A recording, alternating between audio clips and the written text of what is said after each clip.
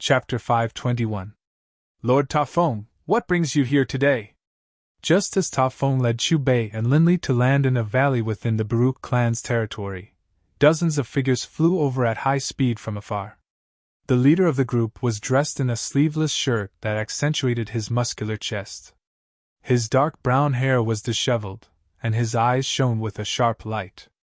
Baruch, I didn't expect you to have such an outstanding descendant. Tafong didn't hesitate to tease the leader. So he is Baruch? The founder of my Baruch clan? My ancestor! Hearing Tafeng's words, Linli turned to look at the leader. His heart felt as though it had been struck by a giant hammer. Lord Tafong, what do you mean by this? Baruch's face was filled with surprise. This kid came from the Yulan continent. He says he is from your Baruch clan. Tafong pointed at Linli. From the Yulan continent! Baruch was startled, and then a look of wild joy appeared on his face. But he quickly calmed down.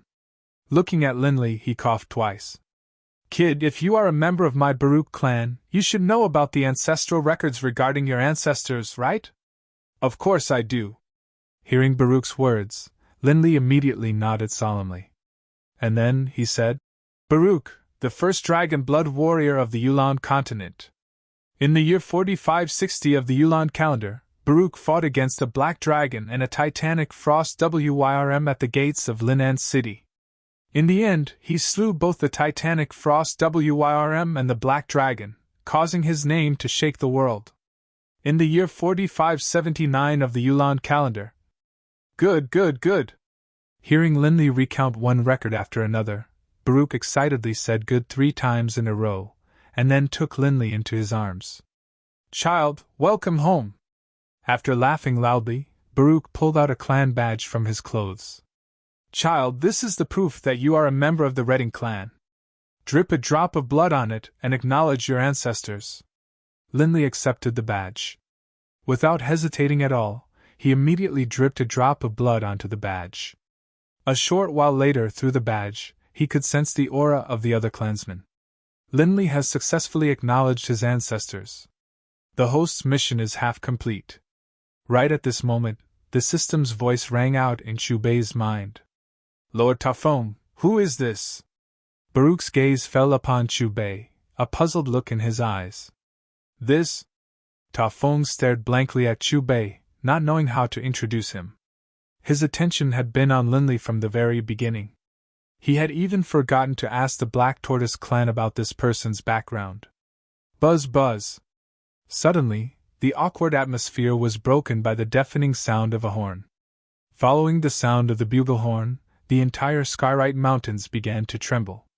One divine rainbow after another shot into the skies from every corner of the mountain range, their roars shaking the heavens and the earth. Fight! The moment he heard the sound of the bugle horn, Tafong roared. His aura rose to its peak as he soared into the air and flew towards the southeast. Has the final battle begun? I really want to fight alongside you. Kill everyone from the 8 great clans. Staring at the tens of thousands of divine rainbows flying past the mountain range, Baruch, Hainman, and the other experts of the draconic bloodline from the Yulan continent clenched their fists. They shook their heads and sighed, their faces filled with hatred and resentment.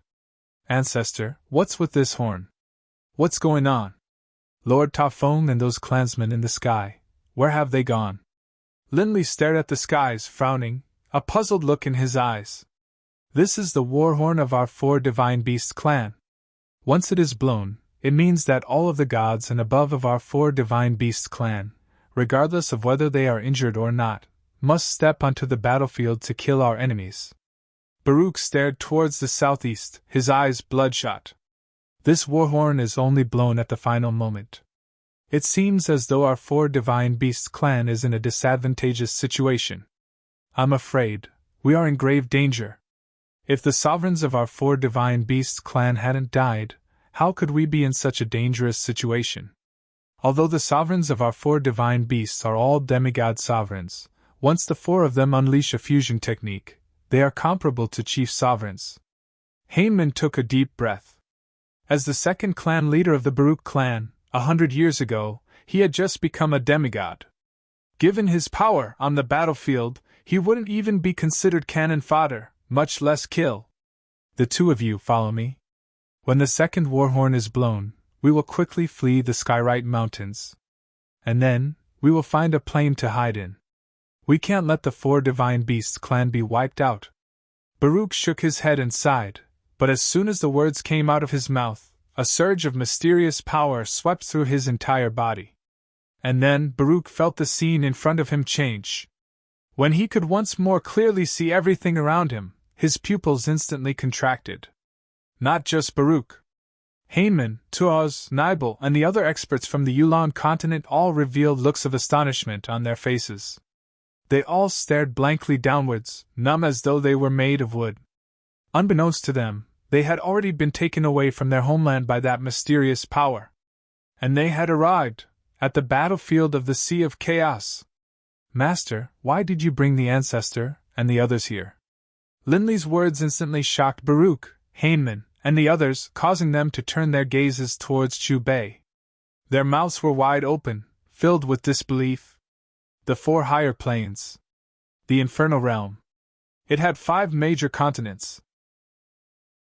They were the Redbud Continent, the Caro Continent, the Mudja Continent, the Bloodridge Continent, and the Jade Float Continent. These 5 continents formed a ring, and within the ring was a vast, boundless sea known as the Sea of Chaos.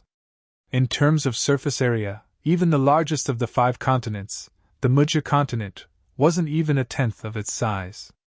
At this moment, above the waters of the Bloodridge Continent, an incomparably fierce battle was taking place. The blue waters of the sea, because of the influx of fresh blood, had already begun to turn dark red. As the waves crashed against each other, the air was filled with a pungent, fishy smell. The battlefield was divided into 2 factions. One faction was the 4 Divine Beast clan, led by the Azure Dragon Lei Ding. The other faction was the 8 Great Clans, led by Baal of the Celestial Realm. Rumble, amidst the tragic battle, one figure after another fell from the sky and smashed into the sea. Countless corpses were carried away by the waves. It was a shocking sight. On this battlefield, although the 4 clan leaders of the 4 Divine Beasts clan had all reached the level of High God Paragon, the leaders of the 8 great clans were all High God Paragons as well. Because of the disparity in the number of supreme experts, this battle was clearly unbalanced. From the looks of it, the 4 Divine Beasts clan was in an extremely bad situation. In terms of numbers, both high gods and gods clearly outnumbered the 8 great clans. If it wasn't for the fact that the 4 Divine Beasts clans' defenses were powerful enough, this end war probably would have ended long ago. Despite that, however, having dragged on for so long, the battle was nearing its end. At the very top of the battlefield, there were 3 figures with terrifying auras hovering there. One of them stood by himself. He glanced downwards at the battlefield, his face growing increasingly solemn. As for the other 2, they stood side by side, a hint of a smile at the corners of their mouths. Baal, can it be that you really want to wipe us all out? The Bloodridge sovereign stared coldly at one of the 2 figures, a middle-aged man with a pair of golden wings on his back. 10,000 years ago, after the sovereign of the 4 Divine Beasts clan had died, he had been entrusted with protecting the descendants of the 4 Divine Beasts clan. At first, the 8 great clans did indeed fear him, and so they only launched small-scale battles. But who would have imagined that one of the 8 great clans, the former patriarch of the Baal clan, would suddenly acquire a sovereign spark and become a sovereign as well? If that was all there was to it, he wouldn't be as unconcerned as he was right now. However, when the enemy had launched the end war, they had actually invited another sovereign to assist them. Even he, facing 2 sovereigns at the same time, didn't feel certain of victory. Bloodridge, don't meddle in other people's business. The battle against the 4 Divine Beasts clan didn't take place on your Bloodridge continent. What's more, Baal and I didn't interfere. We just allowed those little fellows to battle it out. We were already giving you a lot of face. Sovereign Luke, by Baal's side, spoke out. He was a sovereign of the life realm. Because he owed Baal a favor, he had agreed to help out. That fellow, Beirut, asked me to watch over the 4 Divine Beasts clan. The Bloodridge sovereign swept Ball and Luke with his gaze, then spoke out once more. Beirut? Hearing this name, a hint of astonishment flashed through Bale's eyes, but he quickly regained his composure. So what if it is him? Do you think I'd still be afraid of him? In addition, would his true body dare to leave the Yulan continent? Hearing this, the Bloodridge sovereign shook his head. Even an additional Beirut wouldn't be able to change the situation. The four of them were all lesser sovereigns, and their power was fairly close. Even if he joined forces with Beirut, they might not necessarily be able to defeat Baal and Luke. Chapter 522. The Battlefield. The Northwest. Baruch, Hainman, and the other dragon blood warriors from the Yulan continent stared down at the battle below. All of them had gaping mouths, looks of disbelief on their faces. It was you who brought us here. Baruch recovered from his stupor. Linley's words echoed in his ears. Taking a deep breath, he turned his gaze to Chubei. Not just him. Hainman, Sakajo, Juk, and the other dragon blood warriors were all staring fixedly at Chubei. Clearly, they had also been shocked by Chubei's abilities. Previously, they had been planning on how to safely flee the Skyrite Mountains, and thus leave behind their bloodline for their clan. Who would have imagined that before they could flee, this mysterious person of unknown origin had brought them to the battlefield above the Sea of Chaos? All of this happened in the blink of an eye. Chubei glanced calmly at Baruch, but didn't say anything. His gaze continued to fall upon the battlefield, and a hint of a smile appeared at the corner of his lips. Kill them all! Even if we die in battle, we won't retreat! Within the Skyrite Mountains, more and more figures were joining the battle. 80% of them were warriors who had returned from the battlefield after being heavily injured, but upon hearing the sound of the bugle horn, they joined the battle despite their injuries. But even though the Four Divine Beasts clan had nearly 10,000 warriors joining the battle, they still weren't able to make up for the difference in numbers between them and the 8 great clans. Right now, the Four Divine Beasts clan had been completely surrounded by the experts of the 8 great clans. In addition, as more and more people died, the encirclement was constantly shrinking. Odinbell, let's see how long you can hold on for. Right now, we have Sovereigns Bar and Luke on our side. Don't count on Bloodridge to save you. Today, your Four Divine Beasts clan shall disappear from the face of the infernal realm. The leaders of the 8 great clans all let out cold laughs. Rumble, however, just as their smug words came out, a heaven-shaking explosion rang out from the battlefield. In the next instant, an enormous beam of golden light descended from the heavens, completely surrounding the Four Divine Beasts clan, which had been surrounded by the 8 great clans. Bang! Bang! Bang! Right at this moment, those members of the 8 great clans who had been attacking the warriors of the Four Divine Beasts clan but had ended up landing on the dazzling light, all of them seemed to have been struck by some sort of invisible, terrifying force. They were instantly knocked flying backwards. Among those figures that were sent flying, there was no lack of high-level deities. Even the 2 clan leaders of the 8 great clans, who had reached the level of a high-level deity, could not escape the fate of being sent flying. Can it be that the Bloodridge sovereign has intervened? Does he not fear Lord God Bar and Lord God Luke at all? The 2 patriarchs who had been knocked flying, after stabilizing themselves, immediately turned their gazes towards the Bloodridge sovereign. It wasn't just the 2 of them. Almost at the same time, all the experts on the battlefield turned their heads to look. Even though the enemy has 2 sovereigns supporting them, the Bloodridge sovereign still hasn't given up on us? The tens of thousands of warriors of the Four Divine Beasts clan stared at the golden light which had suddenly descended from the heavens and surrounded them. When they once more looked towards the Bloodridge sovereign, their eyes were filled with deep gratitude.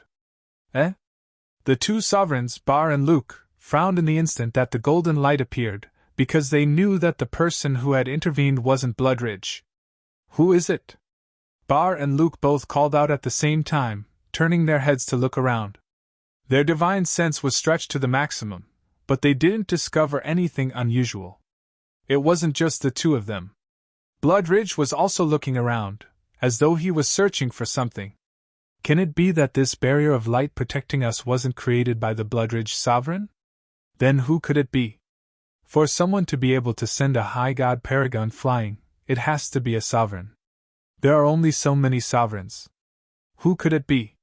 Can it be that they owe our ancestor a favor? Seeing that our four divine beasts clan is in danger, they intervened? Hearing the voices of Bar and Luke, as well as the rather confused look on Bloodridge's face, the warriors of the four divine beasts clan seemed to have guessed that the person who had intervened wasn't Bloodridge. All of them revealed looks of astonishment and confusion. In this battlefield, aside from Bloodridge, they truly couldn't think of anyone else who would intervene and help their four divine beasts clan at a time like this. After all, this meant that they were standing in opposition to both Bar and Luke, two sovereigns. As they saw it, the person who had intervened in secret had to have owed their ancestor a favor. Otherwise, why would he intervene? Lightning evasion. With a loud shout, the patriarchs of the 8 great clans from the divine plane of lightning attacked. They transformed into streaks of lightning, tearing through space as they smashed against the dazzling golden light surrounding the warriors of the 4 divine beasts clan. Boom! With a low, muffled sound, the golden light merely rippled out from the point of collision. As for the patriarch of the lightning clan, he was knocked flying backwards, spitting out a mouthful of blood as his face turned ashen.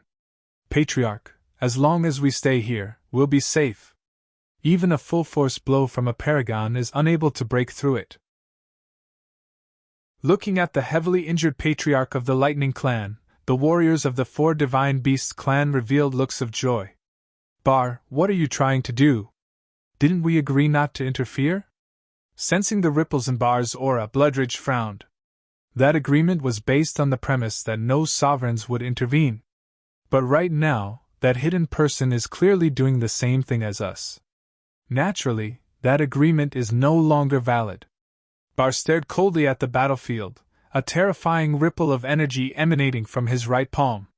Hearing Bar's words, the faces of the warriors of the 4 divine beasts clan instantly changed. If Bar were to intervene, no matter how astonishing the defensive power of this golden barrier was, it probably wouldn't be able to withstand it. After all, the opponent was a sovereign. Slash! Right at this moment, Bar attacked. A blue blade of light pierced through the air from his palm, instantly landing on the barrier of light. Everywhere it passed, a terrifying shockwave sliced apart the sea of chaos below. Clang! However, to everyone's astonishment, when that blue blade of light, condensed with Sovereign's might, smashed against the barrier of light, the result was no different from a high god's attack. It merely caused a few ripples, then was instantly rebounded. Boom! Staring at the rebounding blue blade of light, Bar immediately raised his hand to meet it. But the energy contained within the blade of light seemed to have been strengthened, and it actually knocked him back. How can this be? Even Sovereign Bar is unable to do anything to this barrier of light? It must be because Sovereign Bar didn't use his full strength. If Sovereign Bar had used his full strength, this barrier of light would have instantly shattered. Watching as Bar was knocked back, the faces of the members of the 8 great clans all changed, revealing looks of disbelief. Chapter 523. It can even block the attack of a sovereign? As they stared at the dazzling golden beam of light that was completely undamaged, then thought back to how Bar had attacked earlier. The experts of the 4 divine beast clan recovered from their daze, and then all of them took deep breaths. Only looks of astonishment remained on their faces. Who is it? What's the point of hiding like a coward? Bar once more roared, but this time, his expression was clearly a bit more sinister, and his roar was filled with anger. Bloodridge and Luke didn't say anything. They just continued to stare at their surroundings, sensing the auras hidden in the air around them. Listen to my advice. Let's forget about the enmity between the 8 great clans and the 4 divine beasts clan. Right at this moment, a majestic, dignified voice rang out from above the sea of chaos, clearly entering the ears of everyone present. As the voice rang out, Chubei appeared on the battlefield, leading Lin Lian. Behind him was a group of Numbaruk, Hainman, and the others. It's him! Haha, so it's his lordship. Just as Chu Bei appeared on the battlefield, two different cries of surprise rang out from the four divine beasts clan, surrounded by the golden beam of light. The first cry of surprise came from the Azure Dragon clan's Redding clan. The second cry of surprise came from the Black Tortoise clan's Bowen clan. Ta Feng, you know this, Lord? The patriarch of the Azure Dragon clan immediately asked. Baigu, what's going on? The Black Tortoise clan's Bowen clan immediately asked as well. Lord Patriarch, I haven't had a chance to tell you yet. Yet another descendant of the Baruch clan of the Yulon continent has arrived. His name is Linley, and not long ago, he successfully acknowledged his ancestry. As for that person, he came with Linley. He seems to be Linley's master. Ta Feng immediately replied to the patriarch of the Azure Dragon clan. Lord Patriarch, earlier, when we were being pursued by 3 high gods of the Bar clan, it was him who rescued us and killed those 3 high gods. In addition, his disciple seems to be a member of the Redding clan. The Black Tortoise descendant named Baigu immediately replied. Hearing the response of their descendant, the 2 clan leaders exchanged glances. For a moment, they didn't know what to say. They just looked at Chu Bei with incomparable respect. Who are you? He actually dares to interfere in the matters between our 8 great clans and the 4 divine beasts clan. After sizing up Chu Bei, Bar stretched out his hand and pointed at the golden light beam not far away. If revenge breeds revenge, will there ever be an end to it? In the future you too should mind your own business, Chu Bei said, smiling at Bar with his hands behind his back. Why have I never seen you before? Luke flew to Bar's side and looked at Chu Bei with confusion. Judging from the other party's methods, it was obvious that he was not a perfect high-level deity. However, there were only so many core gods, and he had never heard of the existence of such a person. You've only lived for a few eras. Isn't it normal that you haven't seen me before? Chu Bei glanced at Luke. Now I don't care who you are. If you dare to meddle in my business, you will be going against me. Bar glared at Chu Bei coldly and snorted. The primal chaos sea below him started to churn, and huge waves rushed into the clouds. It wasn't easy for you to train. Leave now. I will protect the 4 divine beasts clan. Don't do anything that you will regret. Chu Bei sighed while speaking in a threatening tone. Arrogant words! Hearing Chu Bei's words, Bar's face immediately changed, and a murderous look appeared in his eyes. A cold, sinister voice rang out, and a jade-green longsword appeared in Bar's hands. This was a sovereign artifact. Wielding the jade-green longsword, Bar didn't hesitate at all as he charged towards Chu Bei, stabbing out with his sword towards Chu Bei's head. Instantly, the longsword, filled with sovereign's might, emanated a terrifying sword light. Rumble, the sword stabbed out, causing the heavens to shatter and the seas to roar. Is this the might of a sovereign? Too terrifying! The members of the 4 divine beasts clan revealed looks of terror, as they stared blankly towards the front. In the instant that Bar struck out with his sword, the flow of divine power in their bodies had suddenly slowed down for some reason, making it difficult for them to use it. This bit of strength is far from enough. However, in the face of this incomparably terrifying sword strike, Chu Bei seemed extremely calm and collected. There was no fear on his face at all, and there was even a disdainful smile at the corners of his lips. In reality, this was indeed the case.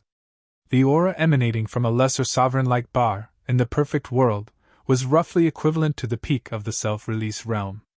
He was still a bit away from the autarch level. As for Chu Bei, without using the power of the system, his personal level of cultivation was already at the peak of level 17, equivalent to the autarch level in the perfect world. An autarch against a self-release realm expert, what difference was there between this and playing around? Clang! Chu Bei flicked out with a finger, and a sword of light flew out from his fingertip. It slashed out in a beautiful arc, easily blocking Bar's jade-green longsword. Eh?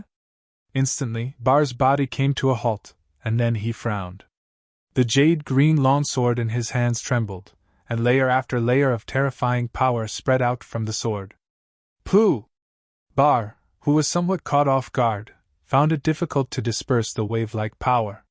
His body suddenly trembled, and beads of blood seeped out. He also spat out a large mouthful of blood. In the next moment, Bar was sent flying. The space within 1,000 kilometers completely collapsed, and a terrifyingly large hole appeared. Bar himself was directly smashed into the spatial turbulence. Terrifying shockwaves spread out, and the sea of chaos below directly boiled. All the creatures in the sea died, instantly turning into dust. Not a single trace of them was left behind. How is this possible? How can Sovereign Bar be at a disadvantage? Bar must have underestimated his opponent. The warriors of the 8 great clans looked at the hole in the sky that was filled with spatial turbulence. Their pupils all constricted, and their expressions were extremely ugly. On the contrary, the warriors of the 4 Divine Beast clan revealed excited expressions, looking at Chu Bei's figure in admiration. They didn't dare to imagine that a seemingly casual attack from the other party had actually sent Ball flying. Luke, if you want to fight as well, then let me exchange a few blows with you. Sensing that Luke's aura was rising, Bloodridge let out a cold laugh. Haha, that won't be necessary. Luke restrained his aura, as though he had sensed something. He said, Perhaps Bar alone will be able to deal with this fellow of unknown origins. Rumble. Just as Luke's words came out, an enormous rift suddenly appeared above Chu Bei's head. Within the rift, dark clouds roiled about, and lightning flashed everywhere. Bar, who had been smashed into the spatial turbulence, appeared once more. However, the jade-green longsword in his hands had been replaced by a javelin that was surrounded by a large amount of lightning. This was also a sovereign artifact, and an extremely powerful lightning-style sovereign artifact. Swish! Bar descended from the skies, his gaze cold. He threw out the javelin in his hands, the tip of the javelin striking straight towards Chu Bei's head. Everywhere it passed, there was only a faint ripple of energy. Clearly, the attack power of the javelin had already reached its limit. You really are stubborn! Right at this moment, the smile on Chu Bei's face vanished, replaced by a gloomy look. He spat out 6 cold, emotionless syllables from his mouth, like the sound of thunder from the 9 heavens, echoing through the skies. And then, without even raising his head, he swung his hand towards the air above his head. With a wave of his hand, his arm was covered with a layer of golden draconic scales. Rumble. Chu Bei's fist smashed against the javelin. With an explosive sound, the javelin instantly shattered into countless fragments that flew everywhere. Chapter 524. Not good! The sovereign god Bar seemed to sense danger. An inexplicable chill surged through his heart, and his expression changed dramatically. However, by the time he wanted to flee, it was already too late. Chu Bei's fist rumbled through the air. After shattering the javelin, it instantly appeared in front of Bar. Bar's pupils constricted. His body had been forcibly restrained by the mysterious power of that fist, and he could only watch as that scale-covered fist landed on his chest. Bang! Bar's chest was instantly pierced through, and his originally wild and powerful aura instantly fell to rock bottom.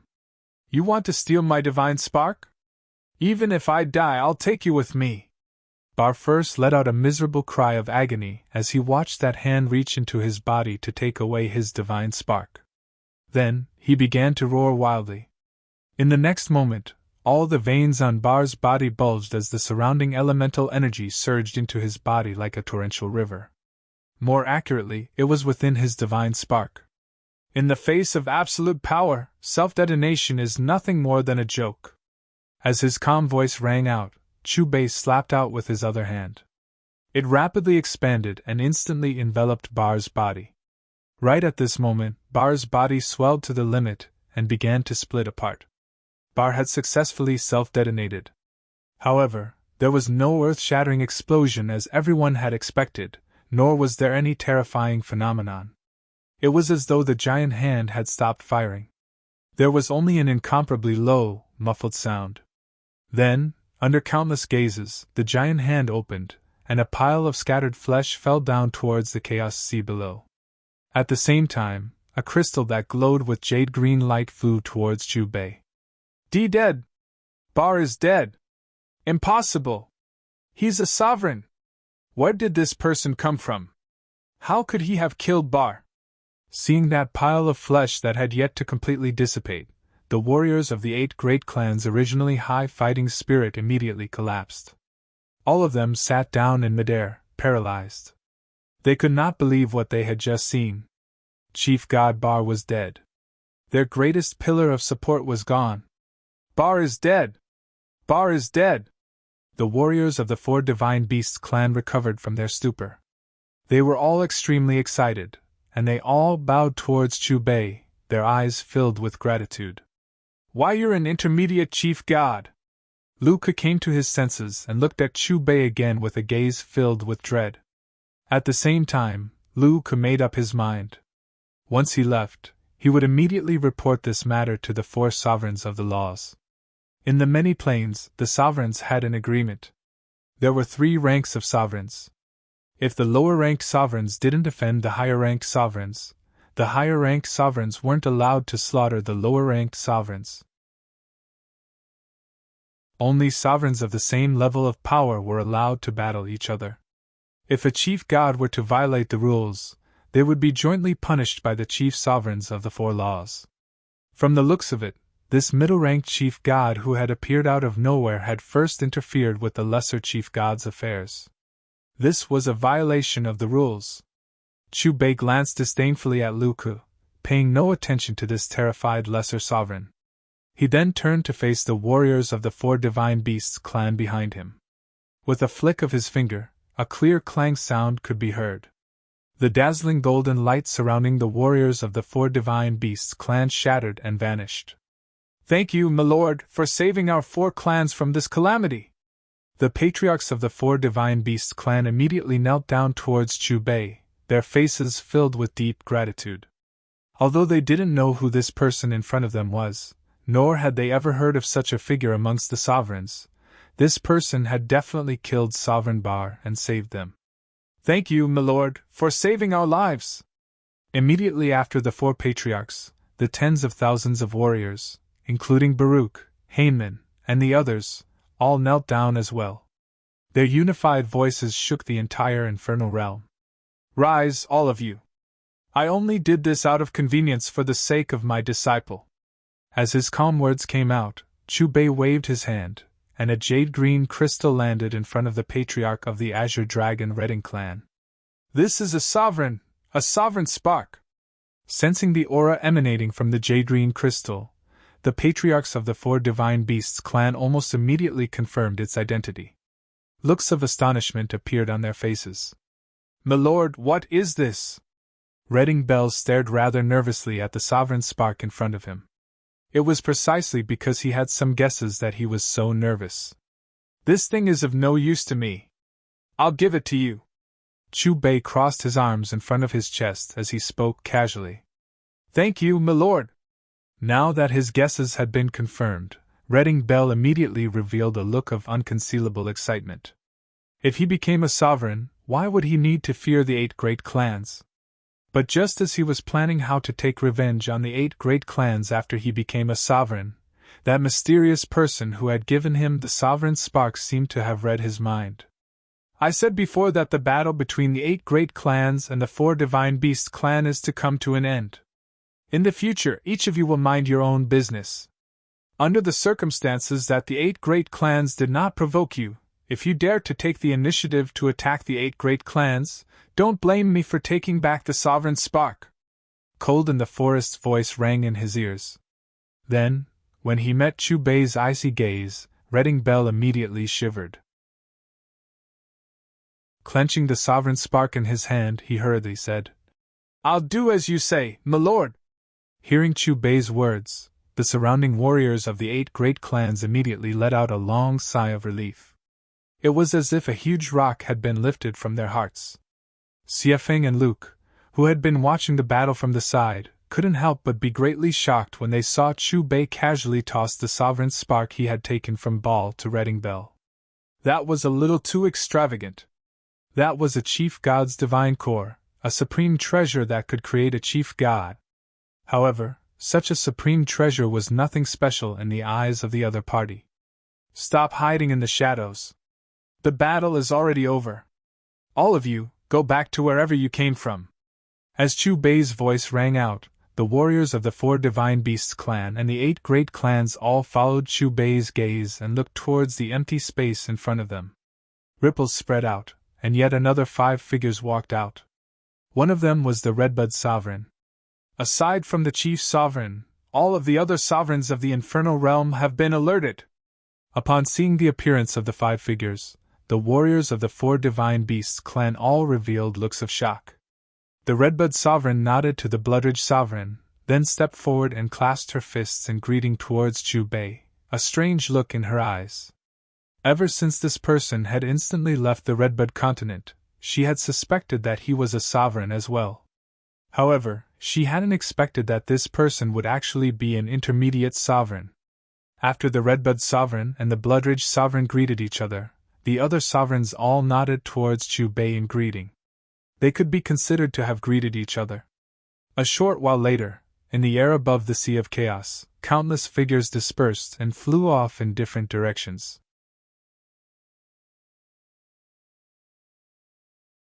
Chapter 525. Skyrite Mountains. Azure Dragon's Redding Clan. My lord, you are leaving just like that? Aren't you going to stay for a few more days? Redding Bell had successfully fused with the Sovereign Spark and was now a sovereign. Despite that, he was still incomparably respectful towards Chu Bei. Chu Bei shook his head. This disciple of mine had a father who died many years ago. It is time to bring him back to life. Bring back the dead? Master, you said that my father can be brought back to life.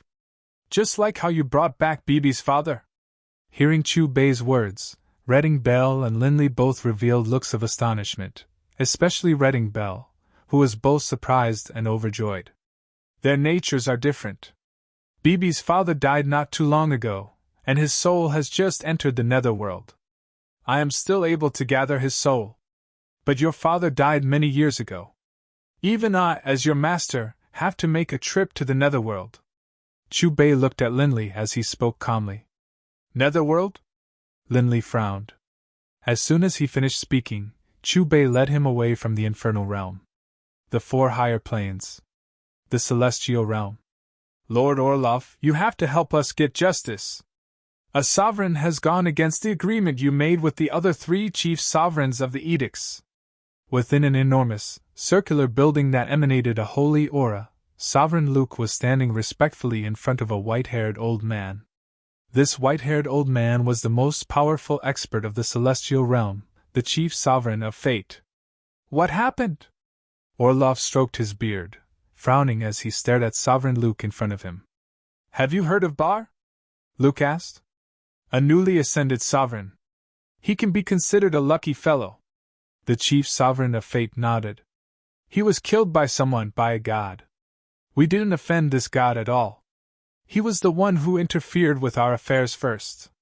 Luke told Orloff about what had happened above the Sea of Chaos, embellishing his story. Who knew where Luke had gotten this information, but he actually knew that Chu Bei came from the Yulan continent, and was the leader of a major organization. The owner of the All Heavens business? How strange. There clearly isn't such a person amongst the sovereigns, but he has the power of an intermediate sovereign. The chief sovereign of fate frowned, lost in thought. One of the 4 higher planes, the Life Realm. Lord Life Dominus, please punish that fellow who violated the agreement between the lords. This was a lord who was on good terms with Luke, and he was standing respectfully behind a black-clothed woman. If he really broke the rules as you said, then we will naturally give you an explanation. The woman in black said calmly. The infernal realm of the 4 higher planes. Lord Destruction Dominus, this is what happened. What do you think of this matter? In the depths of the Mudja continent, a red-clothed man bowed to a man shrouded in black chi. Let's see what the other 3 have to say first. After all, this middle-rank sovereign can be said to have helped the 4 Divine Beasts clan, and the 4 Divine Beasts clan is in my territory. The Destruction Dominus sighed faintly. But if he really did violate the rules, I'm afraid I won't be able to protect him. The 4 higher planes, the netherworld. Haha, interesting, really interesting. After these endless years of boredom, something interesting has finally happened. In a gloomy castle, a pretty red-haired girl sat at the head of the table. Her face was filled with joy, as if she had yet to mature.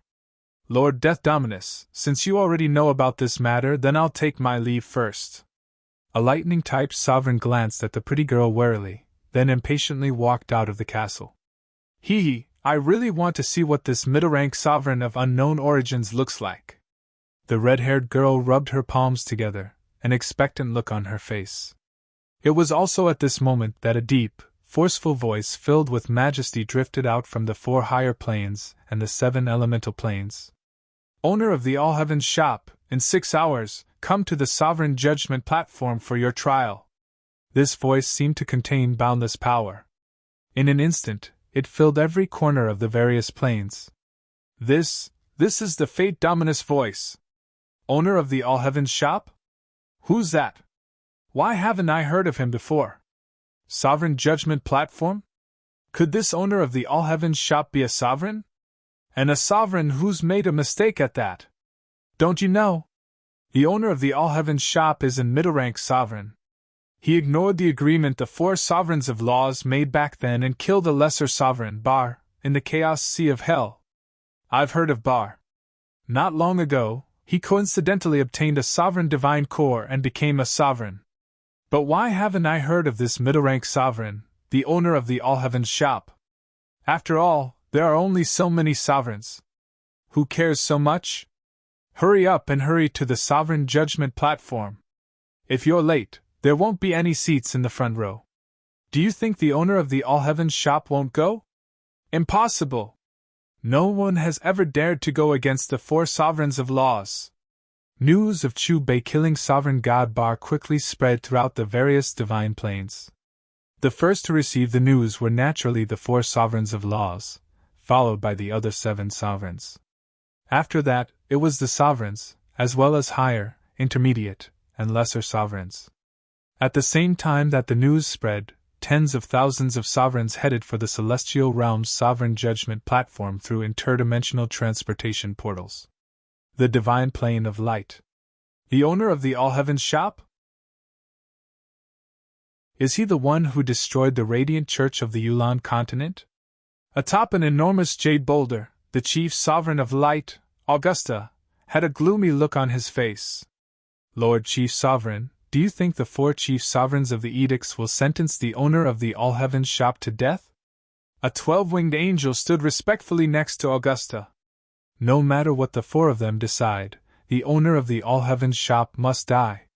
The chief sovereign of light narrowed his eyes, a murderous look in them. The higher plane of the infernal realm.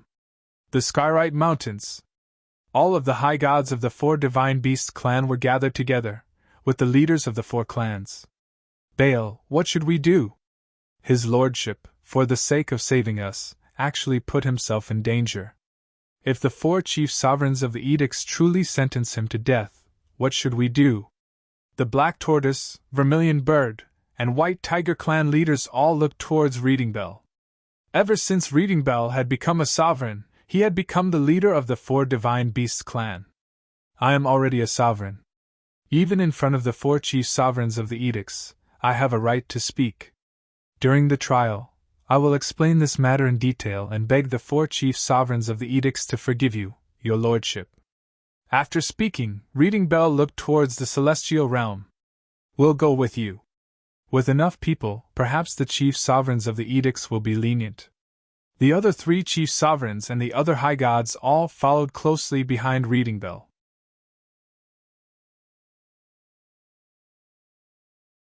Chapter 526. The Higher Planes. The Netherworld. The Sacred Undead Mountain. This was a mountain that was over 10,000 meters tall, completely covered in white bones. White bones could be seen everywhere on the mountain. At the peak of the mountain, there was an ancient, pitch-black castle that was shrouded in a black fog. In front of the ancient castle, there were 2 enormous teleportation arrays. The Eastern Teleportation Array was responsible for bringing people from other planes.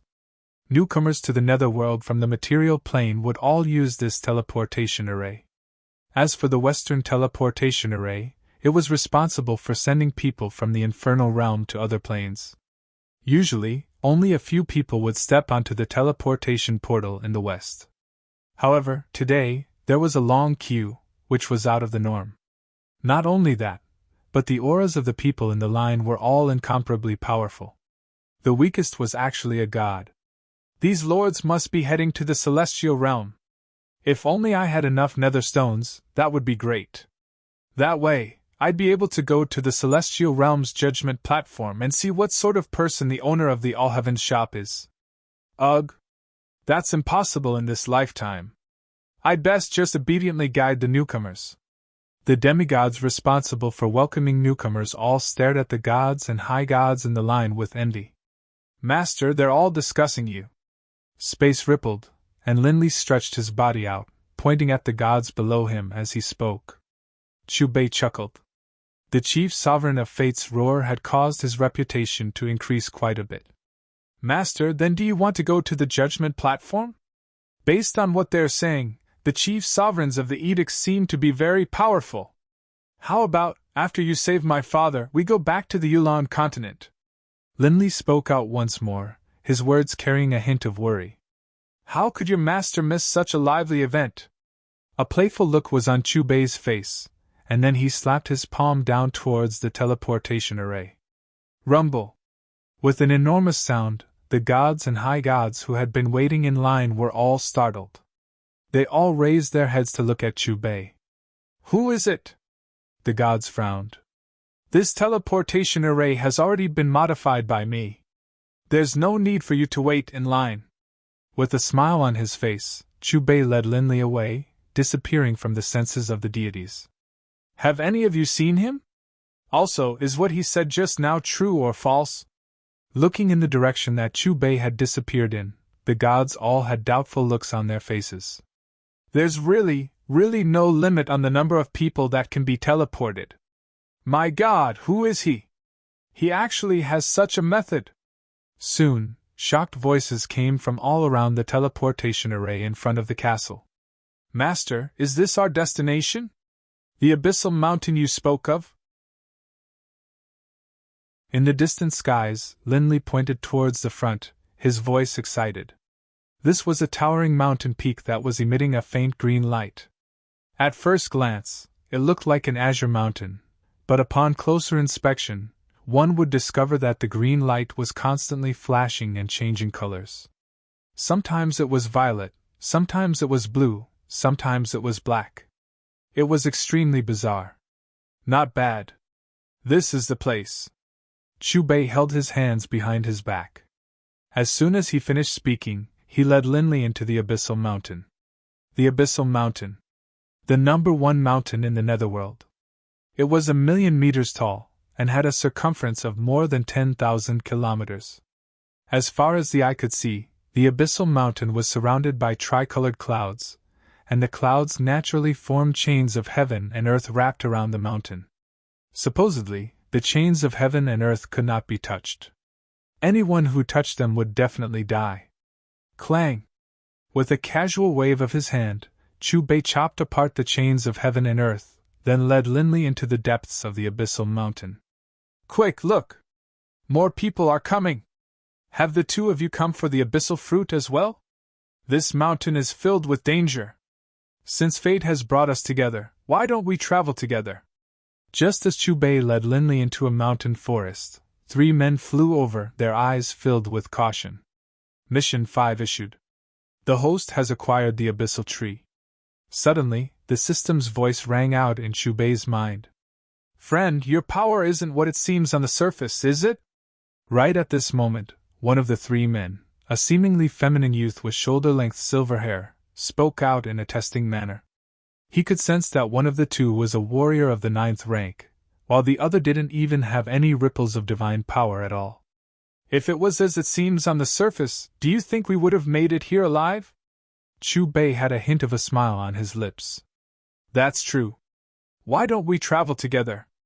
The silver-haired youth seemed to be the leader of the three, and he once more extended an invitation. "What is this abyssal fruit you spoke of earlier?" Chu Bei sized up the three gods in front of him. Judging from their names, this was the abyssal tree in his side mission. "Can it be that you didn't come for the abyssal fruit?" The silver-haired youth's face changed. "Not before, but now I am." Chu Bei's words carried a hint of amusement in them. Hearing this, the silver-haired youth pursed his lips. "Forget it. There's no harm in telling you. The abyssal fruit is a supreme treasure of the abyssal mountain. Anyone who obtains the abyssal fruit and eats it will become a high god. At the same time, they will be welcomed by the sovereign and become a sovereign's emissary. Supposedly, this sovereign is the most powerful sovereign of the netherworld, the chief sovereign of death." Chief sovereign of death? I seem to have an impression of that name. Hearing the silver-haired youth's words, Chu Bei's lips curved upwards. If the abyssal fruit is so powerful, then why are there so few people searching for it in the mountains? Let's not talk about how dangerous this mountain is. There aren't many people who dare to come here to begin with. What's more, 6 hours later, the 4 chief sovereigns of the edicts will judge the owner of the All Heavens shop. We don't have enough abyssal coins, which is why we're here to try our luck," the silver-haired youth said. "So that's how it is. Then do you know where the abyssal fruit is? The abyssal fruit is unpredictable and ephemeral, but supposedly its energy ripples are." Before Linley and the silver-haired youth finished their conversation, the space around them began to ripple, and then the scene in front of them changed. "Is that it?" At this moment, Chu Bei's voice rang out. This. The silver-haired youth and his companions were first stunned, but when they saw where they were, their pupils contracted, and a look of astonishment appeared on their faces. They couldn't believe that in the space of a single breath, they had gone from the middle of the mountain to the peak. The abyssal mountain was very strange. At the middle of the mountain, there was a barrier which even ordinary high gods would find hard to break through. Because of this, very few people had ever reached the peak of the abyssal mountain. The silver-haired youth and his companions took a deep breath. Just as they calmed their excited hearts and looked towards the front, their faces once more twisted, and even more exaggerated. Abyssal fruit. I'm not dreaming, am I? It really is the abyssal fruit. We found it. After letting out a cry of surprise, the silver-haired youth and his companions excitedly began to celebrate.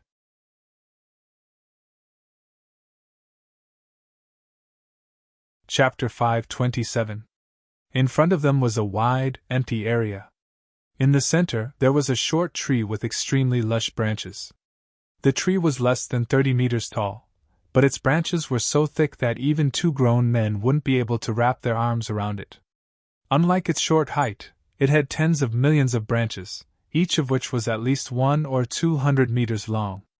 On top of these extremely long branches, there were also many small branches sticking out from the side. This caused such a short tree to cover an area of several hundred meters around it. The most conspicuous thing was none other than the fist-sized purple fruits growing on the 3 large branches at the top of the tree crown. They were spherical in shape, and their surface was sparkling and translucent. They glowed with colorful light and emanated a blurry mist. "Master, I'll go pick the fruit." "Don't be rash. This abyssal fruit is protected by a serpent spirit." Just as Linley was about to move, the faces of the silver-haired youth and the other 2 changed dramatically. But it was already too late. By the time they finished speaking, Linley had already arrived in front of the tree. Crackle! Crackle! Crackle! Just as Linley reached out with his hand, the branches and leaves of the tree began to tremble, as though they were being blown by a wind. In the next instant, tens of thousands of streaks of green light lit up. Looking carefully, they were palm-sized green snakes. "This aura, flee!" Staring at the dense cluster of green snakes and sensing the aura hidden within them, the faces of the silver-haired youth and the other 2 instantly revealed looks of terror. Any single one of these snakes had the aura of a demigod. If there were only a few dozen of them, that was one thing. The 3 of them, as gods, would be able to kill them. but there were tens of thousands of them. What are you standing there for? If you don't run now, it'll be too late. Forget about your disciple. He's dead for sure. Seeing that Chu Bei was still standing there, stunned, the silver-haired youth immediately shouted a warning. However, Chu Bei remained unmoved, a smile on his face the entire time. Linley, who had already appeared in front of the tree, stared at the dense cluster of green snakes and suddenly shivered. He turned around to look at Chu Bei. When he met Chu Bei's gaze, he seemed to regain his confidence. He pushed off the ground with his right foot and soared into the air, reaching out to grab the purple fruit. At almost the same time, those tens of thousands of green snakes with the power of a demigod flooded towards Linley. Just as the densely packed green snakes were about to overwhelm Linley, a pale yellow wall of light suddenly appeared in front of Linley. Chi! Chi! Green smoke rose, and the tens of thousands of green snakes that landed on the wall of light were like moths to a flame, turning into ashes in an instant. All dead! How is this possible? The silver-haired young man and the other two who hadn't flown far away looked back and saw such a scene. They were immediately stunned and motionless. It seems that the Netherworld Mountain has welcomed a rather powerful fellow.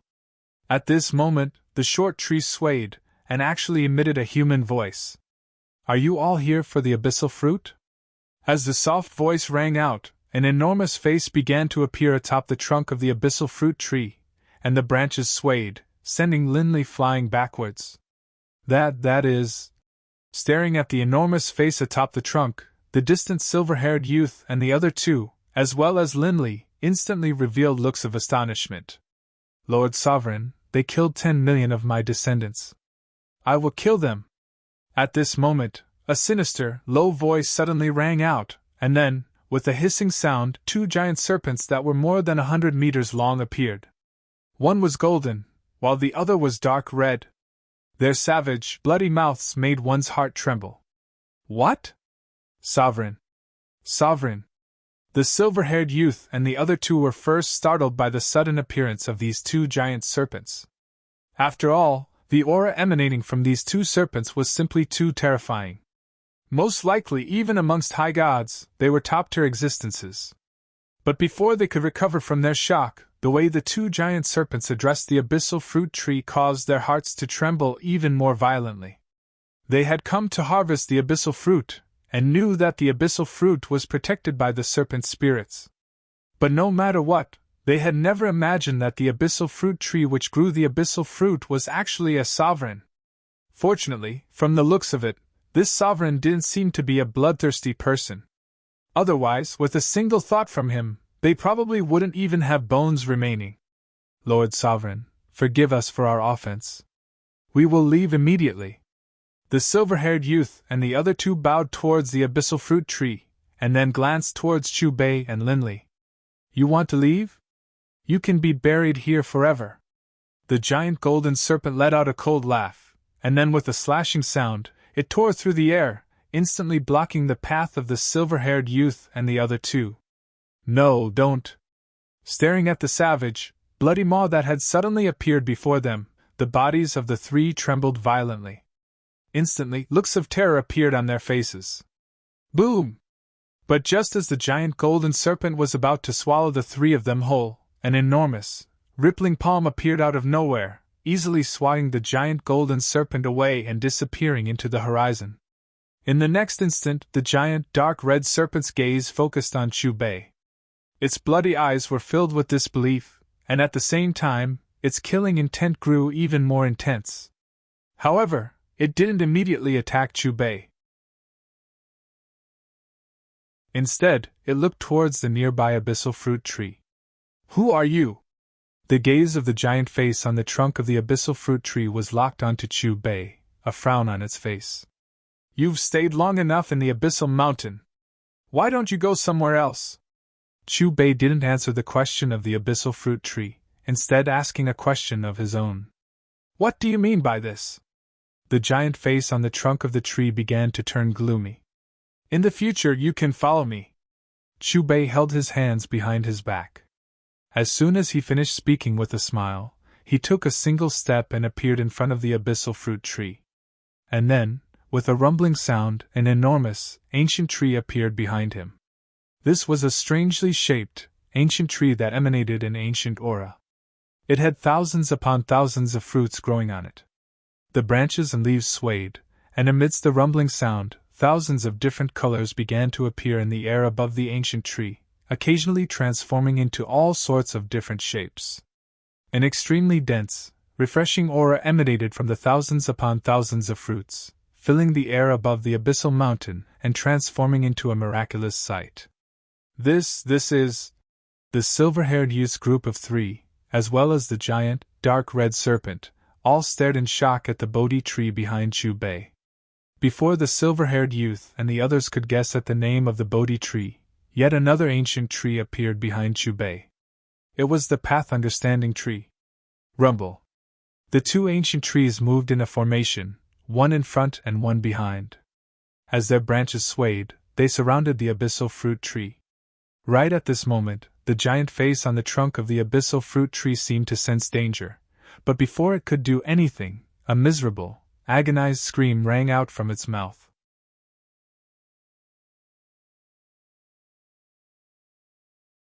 Chapter 528.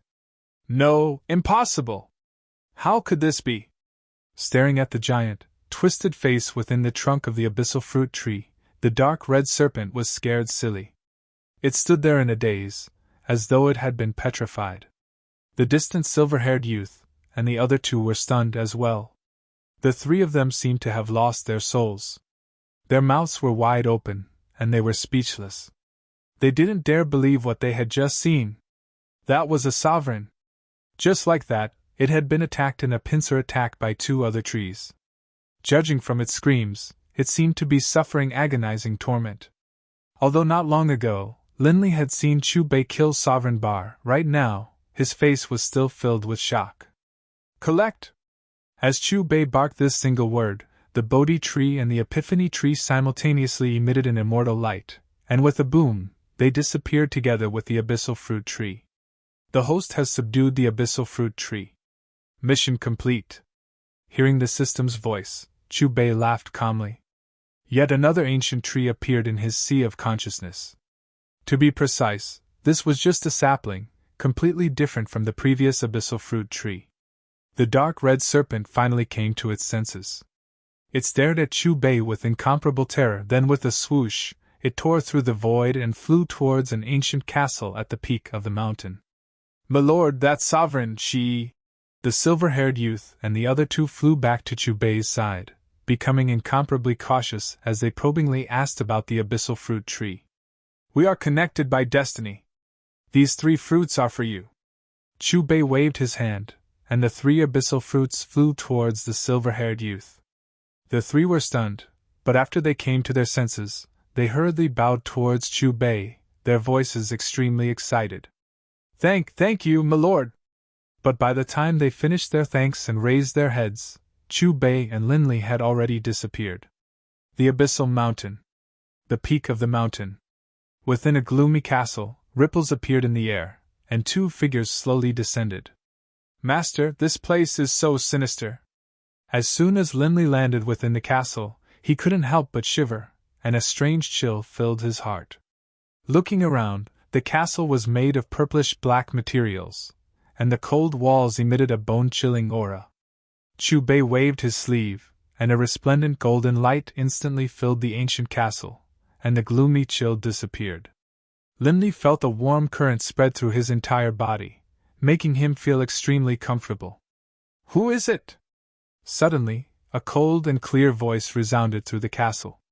Linley and Bibi immediately looked towards the source of the sound, only to see that at the end of the violet carpet, there was an exquisite throne. It was a pure black throne. A woman in a purple robe sat on the throne. The purple robe was embroidered with tree branches, vines, and silver snakes. She had blood-red hair and an exquisite face. Her eyes, in particular, seemed to carry a bolt of lightning that could shake one's soul. "The sovereign of death is a woman!" Staring at the red-haired beauty on the throne, Linley couldn't help but cry out in surprise. How dare you! How dare you not kneel in front of the Lord Ruler? Suddenly, a low shout rang out. So there were 3 figures standing on either side of the red-haired beauty. One of them, a white-haired man, heard Linley's words, and his face immediately sank. He waved his hand and struck out with a palm strike. His palm emanated a terrifying ripple of aura. Forget about Linley. Even a powerful high god who faced this palm would be scared witless. This was because the 6 figures by the red-haired woman's side were all netherworld sovereigns. Boom! Linley felt as though all the blood in his body had come to a halt. But just as the palm strike was about to land on his body, an enormous, rippling palm suddenly appeared in front of him. With a muffled sound, the enormous rippling palm destroyed the white-haired man's palm strike as easily as crushing dry wood. The enormous rippling palm continued forward, instantly arriving in front of the white-haired man. The white-haired man frowned, not hesitating at all as he clenched his fist to meet it. Rumble! Rumble! Rumble! The castle trembled, and a strange light swirled around the walls. The white-haired man was knocked flying backwards, smashing viciously against the walls. If it hadn't been for the swirling light, the entire castle probably would have been transformed into dust by that palm strike. In that instant, aside from the red-haired woman, the other sovereigns all revealed looks of astonishment. All of them stared in disbelief at Chu Bei. Who are you exactly? The white-haired man flew back to the red-haired woman's side. His terrifying aura was rather chaotic, and he once more stared at Chu Bei with a hint of dread in his eyes. At their level, they were able to determine the level of their opponent's cultivation as soon as they attacked. Although he wasn't able to determine this person's exact level of cultivation, he was certain that this person was definitely a sovereign, and a sovereign who was far more powerful than him. I am the owner of the All Heavens shop. Chu Bei stood there with his hands behind his back, staring with incomparable calmness at the red-haired woman and the sovereign by her side. What? You are the owner of the All Heavens shop who killed Bar in the infernal realm. Why aren't you heading to the celestial realm's judgment dais? Why have you appeared here? Upon hearing Chu Bei's words, the sovereigns of the underworld were all stunned. One after another, their voices filled with surprise. In particular, the white-haired man who had attacked earlier looked increasingly unsightly. If he had known the other party's identity from the beginning, he wouldn't have attacked at all. After all, although lesser sovereigns and intermediate sovereigns were all sovereigns, the difference in strength between them was like heaven and earth. It was an insurmountable chasm. How interesting. I didn't expect to meet you so early, little fellow. On the throne, the red-haired woman who looked no more than 16 or 17 years old looked at Chu Bei with interest. What business do you have with me? I need you to revive someone, Chu Bei said calmly as he looked directly at the Death Dominus. That doesn't seem like the attitude of someone who is asking for a favor. The Death Dominus looked at Chu Bei with an amused expression. No, you can take it that I'm ordering you. If you don't want to, then I'll take the underworld heart and do it myself. Chu Bei was unusually calm, a smile on his lips the entire time. How arrogant! Do you know who you're talking to? Upon hearing Chu Bei's words, the Death Dominus, who was still smiling, suddenly turned cold, and her brows furrowed. It was also at this moment that the temperature in the ancient castle plummeted again, and a chill filled the air. The 6 sovereigns beside the Death Dominus trembled all of a sudden. They were so frightened that they fell silent. You only have 1 minute to consider.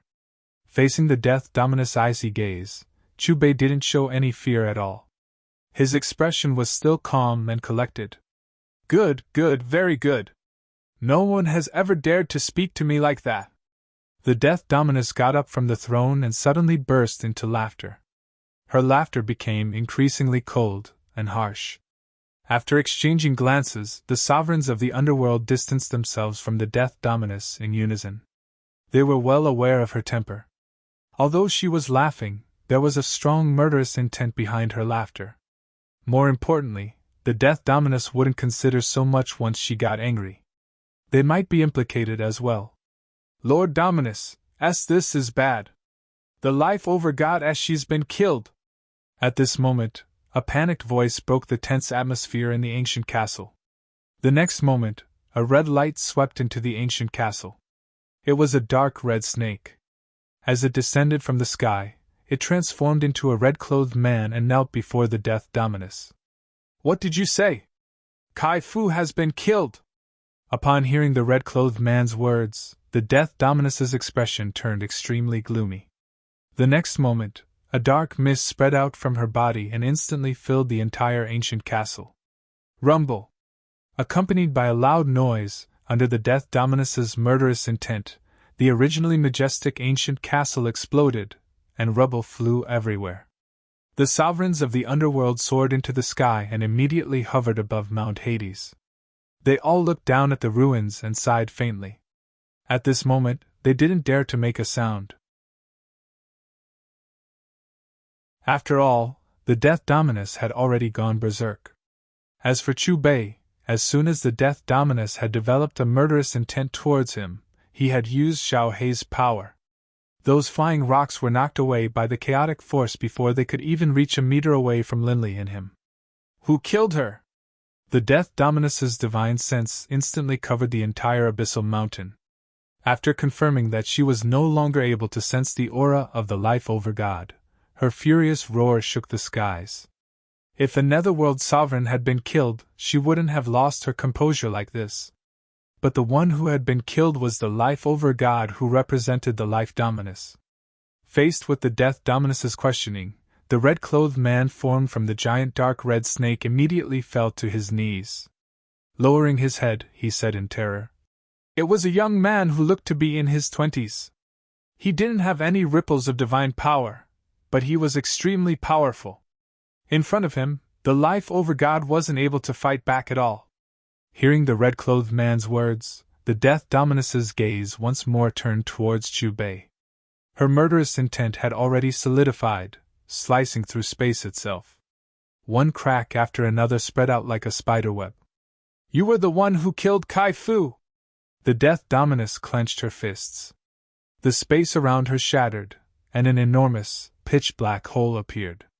Just looking at it would cause one's heart to tremble. Hearing this, Hong Yi raised her head and turned around, trembling. When she saw Chu Bei, whose lips were curled into a smile, she immediately jumped to her feet. "Lord Ruler, it's him! It's him! He's the one who killed the sovereign god of life! What a noisy fellow!"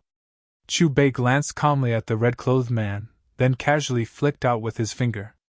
With a bang, the red-clothed man shot straight into the pitch-black hole behind the Death Dominus.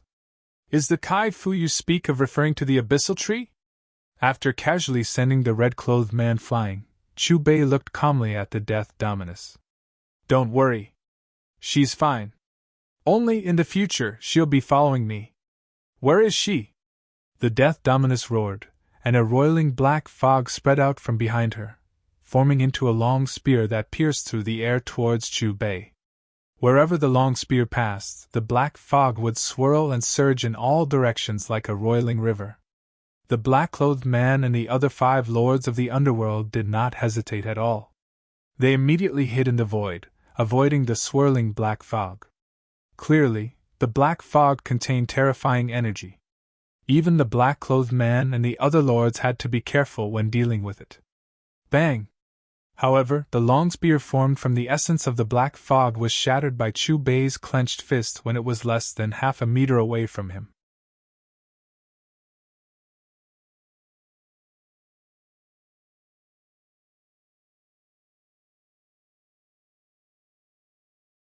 Then, under the gazes of the 6 sovereigns, the sovereign of Death's 2 claws, covered in blood-red armor, pierced straight into Chu Bei's chest. At the same time, the water of Acheron surged beneath his feet, and a bone-piercing chill spread out in an instant, frightening people to the core. Chu Bei remained unmoved. Xiao Hei's power was far above his opponent's by an entire realm. No matter how powerful the Death Dominus was, Linley was absolutely confident in his ability to suppress her. Just as the Death Dominus's hands were about to touch Chu Bei clenched his fists, and strange images of primordial chaos began to appear around them. A buzzing sound could be heard. Chu Bei clenched his fists, then met the Death Dominus's claws in a simple, brutal manner. Rumble, the fists and claws collided. Yet another massive, heaven-shaking explosion. At the point of collision, space itself shattered. Terrifying shockwaves rippled outwards like waves. The 6 sovereigns closest to Linley were the first to bear the brunt of the shockwaves. Before they could even react, the blood in their chests roiled, and they spat out mouthfuls of blood. As for Linley, because Chu Bei was protecting him, he wasn't injured at all. He actually blocked the Lord Sovereign's close-range attack. Can it be that he really is a sovereign as well? Otherwise, how could he have blocked the Lord Sovereign's attack? But he's hidden himself too deeply. Which sovereign hasn't lived for 10 million years? No, no! Not only did he block it, he even knocked the Lord Sovereign back. After the 6 Netherworld sovereigns steadied themselves, they were first stunned. When they came back to their senses, they once more stared at Chu Bei. Their gazes were instantly filled with terror. On the battlefield, after that incomparably terrifying collision, space itself had already shattered. Chu Bei and the Death Dominus seemed to have appeared in a mysterious space that was separate from the Netherworld. Chu Bei immediately withdrew his fists. He stood there, not retreating in the slightest. The Death Dominus, however, was knocked flying backwards like a cannonball. How could this be? The Lord Death Dominus was actually defeated. The Lord Sovereign must have underestimated him. He is the most powerful expert of our Netherworld, one of the 4 chief sovereigns of the edicts. But even if the Lord Sovereign didn't use his full strength, his attacks still aren't something that an ordinary sovereign can withstand. Speaking of which, where did that person who fought the Lord Sovereign come from? Can it be that he is a sovereign as well? That elemental god sovereign? Impossible! I've seen all 11 sovereigns, but none of them look like him. Just as the gods of the Netherworld were discussing Chu Bei's strength, the Death Dominus' blood-purple wings, which were as sharp as blades, suddenly flapped behind him. After using the recoil to stabilize his body, he leaned forward and swept toward Chu Bei again. This time, the Death Dominus retracted his arms. His body was in the air, and his movements were as smooth as flowing water. A long red robe fluttered in the wind, attracting rolling thunder. It carried a terrifying purple light as it flashed and appeared above Chu Bei's head. Then, it chopped down forcefully, like a giant axe that could destroy the world falling from the sky. In the face of another attack from the Death Dominus, Chu Bei's expression remained calm and collected from beginning to end. Chu Bei didn't even look at the Death Dominus' flying leg. His fingers were like a sword, and after drawing a beautiful arc in the air, a huge dragon head opened its ferocious mouth to meet the attack. Rumble! Another earth-shattering sound rang out. The dragon head and the blood-red leg intertwined, and a sizzling sound rang out incessantly. The attack was blocked again, and the Death Dominus flapped her wings and landed in her original position. This time, she wasn't in a hurry to attack. Instead, she sized up Chu Bei with a cold gaze. She frowned, and it wasn't difficult to see that her expression had become more serious. Her 2 attacks had ended in failure. This was enough for her to take the person in front of her seriously. Especially when she saw how calm and composed he was, she couldn't help but feel shocked. The Lord Dominus has stopped. Could it be that the Death Dominus really can't take this person down? Judging from the 2 collisions just now, the Lord Dominus does seem to be at a disadvantage. It's hard to say who's the victor now. After all, the reason why the 4 sovereigns of laws are above the other sovereigns is that they have Supreme Master God weapons. That's true. Supreme Master God weapons are divine weapons bestowed by the Supreme Master Gods. Although the Lord Dominus failed to attack the Lord Dominus twice, if she uses the Supreme Master God weapon, their battle will probably end in an instant. In any case, after this battle, this person is destined to leave his name in the Netherworld for eternity. I just don't know how he angered the Lord Dominus.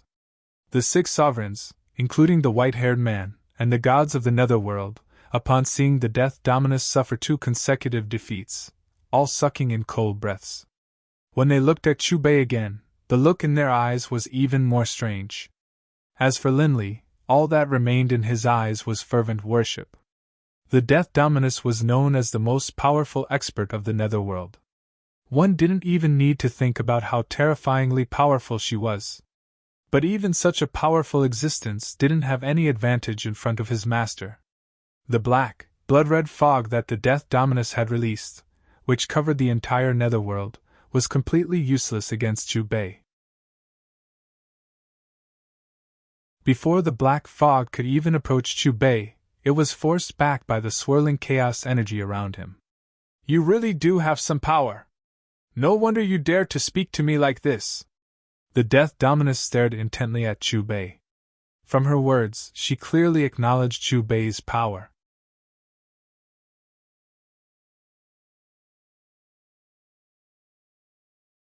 Chapter 530. What? Scared? Chu Bei looked at the Death Dominus with a smile. So what if you're also a juggernaut? The Death Dominus expression darkened at the sight of Chu Bei's playful expression. Then, with a shout, she crossed her arms and clenched them. The next moment, the air in front of the Death Dominus buzzed. Then, a large amount of red light appeared and condensed into a long sword. Countless beautiful demonic patterns shone on the surface of the sword. The image of a skull was engraved on the hilt, while the tip of the sword pulsed with a black glow and released a fierce aura. This aura is... It's a Supreme Chief God weapon! So the Lord Juggernaut's Supreme Chief God weapon is a sword. It's an offensive weapon! Has the Lord Juggernaut been forced to use his Supreme Chief God weapon by the owner of All Heaven's shop? In that case, doesn't that mean the owner of All Heaven's shop is already stronger than those elemental god juggernauts? What a joke! Who spread the news that the owner of All Heaven's shop is an intermediate chief god? Then again, since the Lord Juggernaut has already used his Supreme Chief God weapon, it's time for this battle to end. Upon sensing the aura of the red sword that had appeared in front of the Death Dominus, the faces of the 6 chief gods changed drastically. Just the aura of the sword itself was enough to make them want to prostrate themselves in worship. This was definitely not a might that a chief god weapon could possess. Interesting. Chu Bei glanced at the red sword, his lips curling into a smile. Through this sword, he could roughly guess the cultivation realms of those 4 so-called supreme chief gods. As a juggernaut, I know that your cultivation has not been easy. I'll say it one more time. Hand over the Kai Fu, and I'll spare your life. The Death Dominus reached out and grabbed the sword hilt. In that instant, her aura surged wildly again. Chu Bei shrugged, his attitude very clear. You asked for it. As her cold voice fell, the Death Dominus moved, the blood-black wings on her back fluttering. Her body began to spin violently. With her as the center, a tornado of blood mist instantly formed around her. At the same time, the red longsword in her hand danced rhythmically. Everywhere it passed, the void collapsed. Thin bolts of black lightning flashed on the surface of the sword. The lightning and the red blood mist intertwined and merged, finally converging at the tip of the sword. Death God chant! The cold and indifferent voice of the Sovereign of Death rang out from within the blood-red tornado. At the same time, a dazzling red sword within the tornado viciously swept towards Chu Bei.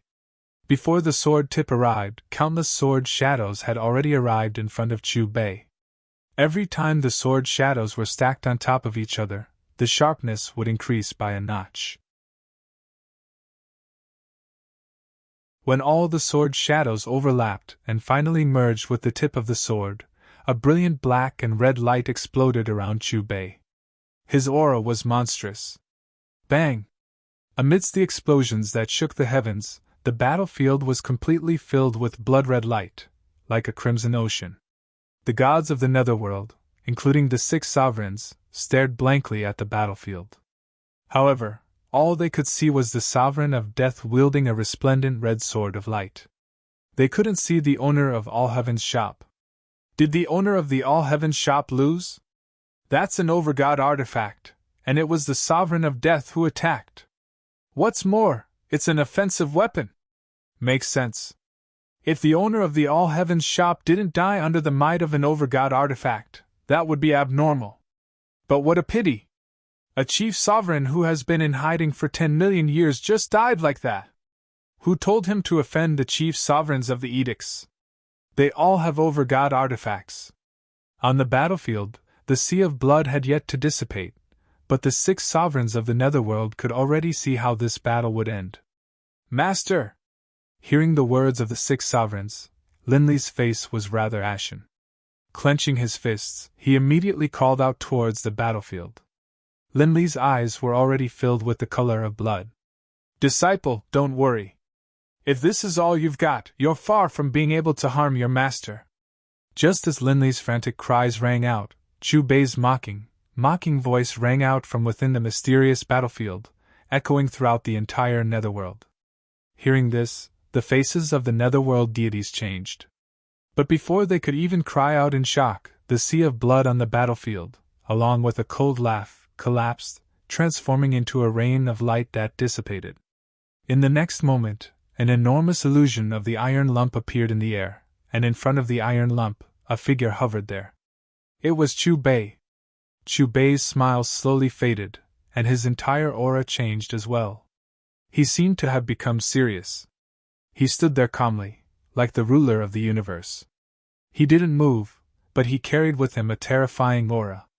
It is time to end this. As his calm voice rang out, Chu Bei's body slowly sank into the illusion of the iron lump, merging with it. And then, 2 streaks of red light shot out from the iron lump's eyes, and at the same time, a low sound came from his mouth. This time, it wasn't just a sound wave attack. There were also streaks of golden, spiraling rings of light, which interweaved in a meter-shaped pattern. The netherworld deities, including the 6 sovereigns, couldn't even hold on for half a second before they immediately used their divine power to seal up their ears. But despite that, their divine souls continued to tremble, as though they would leave their bodies at any moment. Swish! With a buzzing sound, the spiraling rings of light instantly appeared above the chief sovereign of Death's head, crashing down with a boom. You're actually fine! The chief sovereign of Death stared at Chu Bei in disbelief. She had used all of her strength in that sword attack just now, without holding back at all. But despite that, her opponent had still survived the attack of an overgod weapon, and he hadn't been injured at all. If it weren't for the fact that the long sword in her hand was still powerful, she would have suspected that her sword attack had been incomplete, or that it had missed. Looking at the meter-shaped spiraling rings of light above her head, the chief sovereign of Death frowned. The red sword in her hand danced again, and then she slashed upwards. However, right when she stabbed out with her sword and the tip of her sword touched the spiraling circle of light, her expression changed, and a strand of surprise suddenly surged into her eyes. After that, the surprise turned into astonishment, and in the end, it turned into terror. At the moment of collision, she suddenly realized that the connection between her and the overgod weapon had been mysteriously severed. Clang! With a metallic sound, several spiraling rings of light wrapped around the red sword, and with a whoosh, she was actually snatched away from the chief sovereign of Death's hands. Give it back to me! With the overgod weapon out of her hands, the chief sovereign of Death's voice was clearly more flustered, as though her greatest protection had been taken away. Her figure flashed, and at the same time, she reached out to grab the red sword's hilt. However, before she could touch the hilt, the remaining spiraling rings of light pressed down on her. My body! How is it possible? Suddenly, the chief sovereign of Death let out a terrified cry, and a chill surged in her heart. At this moment, she no longer cared about the overgod weapon, because unknowingly, her body had been imprisoned. She had never imagined that she would be imprisoned by someone. She was one of the 4 chief sovereigns of the laws, the strongest expert of the netherworld. Even the strongest chief sovereign of the laws, the chief sovereign of fate, Orloff, couldn't possibly imprison her body. But now, the owner of the All Heavens shop had actually done it. At this moment, she no longer dared to guess the strength of the owner of the All Heavens shop, because he was definitely above the chief sovereigns, including the chief sovereigns of the laws. Looking at the spiraling rings of light pressing down on her head, this was the first time she had felt so close to death. Just as the overlapping rings of light were about to land on the chief sovereign of Death's body, she took a deep breath, as though she had made an incomparably painful and difficult decision. Rumble! Under the gazes of countless gods of the netherworld, the spiraling rings of light wrapped around the chief sovereign of Death's body and exploded. Countless pieces of flesh splattered across the battlefield. At the same time, the projection of the iron lump, which had fused with Chu Bei, once again let out the sound of the great Tao. It spread through the 9 heavens, directly shattering the void of the battlefield and spreading to the entire netherworld continent. Amidst this terrifying sound of the great Tao, the 6 sovereigns, who bore the brunt of it, trembled violently. Their expressions became extremely distorted, as though they had suffered a great deal of destruction. The gods of the netherworld clutched their heads in pain and howled incessantly. There were only a few who were still standing. The sound of the great Tao faded away. When they recovered and focused their eyes on the battlefield once more, their expressions suddenly froze, and their pupils abruptly contracted. One of the 4 chief sovereigns of the laws, the strongest expert of the netherworld, the chief sovereign of Death, had died. There was no longer any blood-colored light on the battlefield. The overgod weapon had also fallen into Chu Bei's hands. Chu Bei didn't leave the battlefield. As though he had sensed something, he focused his gaze on the exploded pieces of flesh. The pieces of flesh lit up with a hazy fluorescent light, and then they began to gather together. Soon, they actually reformed back into the chief sovereign of Death. However, compared to before, the chief sovereign of Death could be said to be extremely weak now. In front of Chu Bei, she was no different from a lamb waiting to be slaughtered. You actually managed to escape this seat's killing tribulation. Interesting. Chu Bei looked at the Sovereign of Death with interest. The Sovereign of Death lived up to her reputation as the strongest expert of the underworld. She actually possessed the terrifying Death Substitution Divine ability. Only, the Death Substitution Divine ability would exhaust nearly 90% of her power. Who are you? Who exactly are you? The chief sovereign of Death spat out large mouthfuls of blood as she muttered. Her eyes were firmly fixed on Chu Bei, filled with intense unwillingness and even more confusion. She couldn't understand how such a powerful and terrifying existence had appeared out of thin air. His strength was actually above hers. In her opinion, perhaps even the chief sovereign of fate wasn't a match for the owner of the all-heavens shop. Perhaps only those 4 illusory, ethereal overgods would be able to defeat them. Thinking of this, the chief sovereign of Death frowned and exclaimed, "Could it be, your overgod? Do you still remember what this seat said before? On the path of cultivation, you're still far from the end. It's just that this narrow world limits your horizons. Only when you jump out of the plane can you truly understand what it means to say that there's always someone better out there." Chu Bei shook his head. "Since you managed to escape this seat's killing move once, this seat will spare your life. Look! Lord Sovereign isn't dead. She's alive. But from the looks of it, she no longer has the strength to fight. In the end, she still lost. This is too crazy. Where did that mysterious person come from?" Looking at the resurrected chief sovereign of Death, the gods of the netherworld were stunned for a moment. When they came back to their senses, they were overjoyed. As for the 6 overgods in the sky above Abyssal Mountain, they looked at each other with strange expressions on their faces. When they looked at Chu Bei again, their gazes were filled with even more shock. "A overgod!" This was the title that the chief sovereign of Death had given to the owner of the all-heavens shop. If a lesser overgod, an intermediate overgod, or the elemental god sovereigns had said this, they would definitely scoff. However, the one who had said this was one of the 4 chief sovereigns of the laws, the chief sovereign of Death, an invincible existence below the overgod level.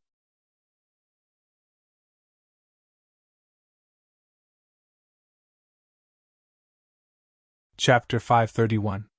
Aren't overgods the edicts of heaven and earth? Is there really someone who can train to that level? If he really does have the power of an overgod, then this so-called sovereign trial against the owner of the all-heavens shop will be nothing more than a joke.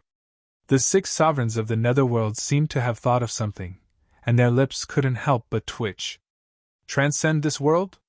Can it be that you don't belong to the thousands of planes? On the battlefield, the chief sovereign of death seemed to have understood something from Chu Bei's words, and her face changed in shock. I always stop when I'm done. You can figure out the rest on your own. After saying those words with a hint of a smile, Chu Bei flicked his finger, and the overgod artifact flew towards Linley. And then, he stretched out his hand towards the chief sovereign of death. In the next instant, a terrifying divine light emanated from Chu Bei's palm, covering the chief sovereign of death's entire body. A blood-red object that looked like a human heart flew out from her body. The Netherworld Heart. The core of the Netherworld. It was the physical manifestation of the laws of heaven and earth that controlled the operation of the Netherworld. Through the Netherworld Heart, one could easily inspect any person who had died and become an undead. Master, are you giving me this sword? Also, are you preparing to revive my father? Linley transformed into a 5-clawed golden dragon, then soared into the air and flew to Chu Bei's side. Clutching the overgod artifact, he stared at the Netherworld Heart in front of Chu Bei. His body was trembling, and his face was filled with incomparable excitement. Chu Bei nodded towards Linley, then stretched out his hand and pressed it against the Netherworld Heart. Buzz! Buzz! Instantly, the Netherworld Heart emitted a low hum, releasing trillions of rays of bloody light that instantly covered the entire Netherworld. Can it be that his goal in coming to the Netherworld is to revive the dead? What sort of undead in our Netherworld would require someone like him to personally revive them? The gods of the Netherworld gradually understood what Chu Bei's goal was, and they all began to cry out in shock. The Netherworld. The northern Ashbel wastelands. Aside from the sinister skeletons and zombies, there was also a group of floating undead. Tens of thousands of blood-red rays shrouded the wasteland. The abnormal creatures on the wasteland all let out painful and shrill cries. Only one undead creature looked up at the sky in a daze. To be precise, he was no longer an undead. His body was growing, and in a short while, he had become a person of flesh and blood. What's going on with me? Could it be that I've been resurrected and recovered my memories from my previous life? Will I ever be able to return to the Yulon continent? My sons! Linley. Wharton. How are they doing? As the memories of his previous life came back to him, the figure's emotionless expression became complicated. Then, his empty eyes became filled with reluctance, as well as a kind of unreconciled hatred. He was worried about his children, and he wanted to avenge his wife. He was Linley's father. Hog! Chi! At this moment, a red light fell with a gust of wind. Hog's spirit trembled, and when he came back to his senses, the scenery around him had changed dramatically. Father! A voice called out to him. Hog's body began to tremble. When he turned and saw Linley, his lips began to quiver. Child, it's you. I didn't expect to see you again. Hog immediately rushed forward, tightly embracing Linley. Lord Father, it was Master who brought you back to life. Linley's eyes were red as he said, Master has avenged Mother for us as well. Hearing Linley's words, Hog immediately fell to his knees towards Chu Bei, kowtowing viciously. Thank you, my lord. His words were filled with power, echoing in the air. Rise. You, father and son, are reunited. Let's chat a bit more. Chu Bei nodded, then waved his hand and helped Hog to his feet. Master, since you were able to bring father back to life, can you bring mother back to life as well? Linley took a deep breath, looking expectantly at Chu Bei. At almost the same time, Hog's face changed. His gaze was fixed on Chu Bei, his face incomparably nervous. Chu Bei shook his head. Your mother is different from your father. She isn't in the Netherworld. Not in the Netherworld? Linley repeated, and then his face sank. Master, are you saying that my mother's soul has dissipated as well? The nearby Hog looked as though he was about to die, constantly sighing. What Master means is that your mother isn't dead yet, and so there's no need for Master to bring her back to life. Chu Bei tossed the netherworld heart to the chief sovereign of death, then continued. What? My mother, wife, isn't dead. Hearing Chu Bei's words, Linley and Hog's ashen faces were instantly filled with joy. Father and son were both incomparably excited. You'll be able to see her soon. Chu Bei nodded once more. Then do you still wish to go to the celestial realm? The chief sovereign of death seemed to have thought of something, and she looked at Chu Bei as she spoke, her tone clearly filled with respect. Go. Of course I'm going. How can I miss such an interesting event? In addition, I'm the main character this time. Chu Bei's lips curled into a hint of a smile. Hearing this, the chief sovereign of death shook her head, letting out a long sigh. Heaven Realm, Tranquil Heart Island. The so-called Tranquil Heart Island was not floating on the surface of the sea. Instead, it was suspended in the air. Although its appearance was similar to an island, its area was so large that it was boundless. It could even be described as a small continent. Looking around, all sorts of rare birds were flying around the floating island, creating all sorts of strange phenomena. At this moment, on the 7 teleportation arrays not far from the island, multiple figures would appear from time to time. As soon as these figures left the teleportation arrays, they all rushed towards Tranquil Heart Island, fighting to be the first, as though they were afraid that they would be slower than others. Looking at the central region of Tranquil Heart Island, there were tens of thousands of figures. These figures all had incredibly powerful auras. Even the weakest of them was a mid-god. Of course, although these gods were standing on a first-come, first-served basis, it was mainly based on strength. Normally, there would not be so many people on Tranquil Heart Island.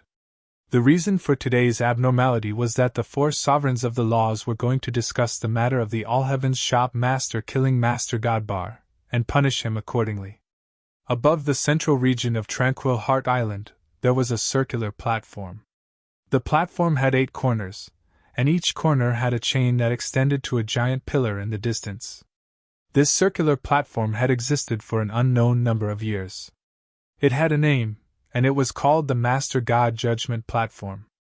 From its name, one could tell what it meant. Only when a Master God committed a mistake would the Master God Judgment Platform be activated.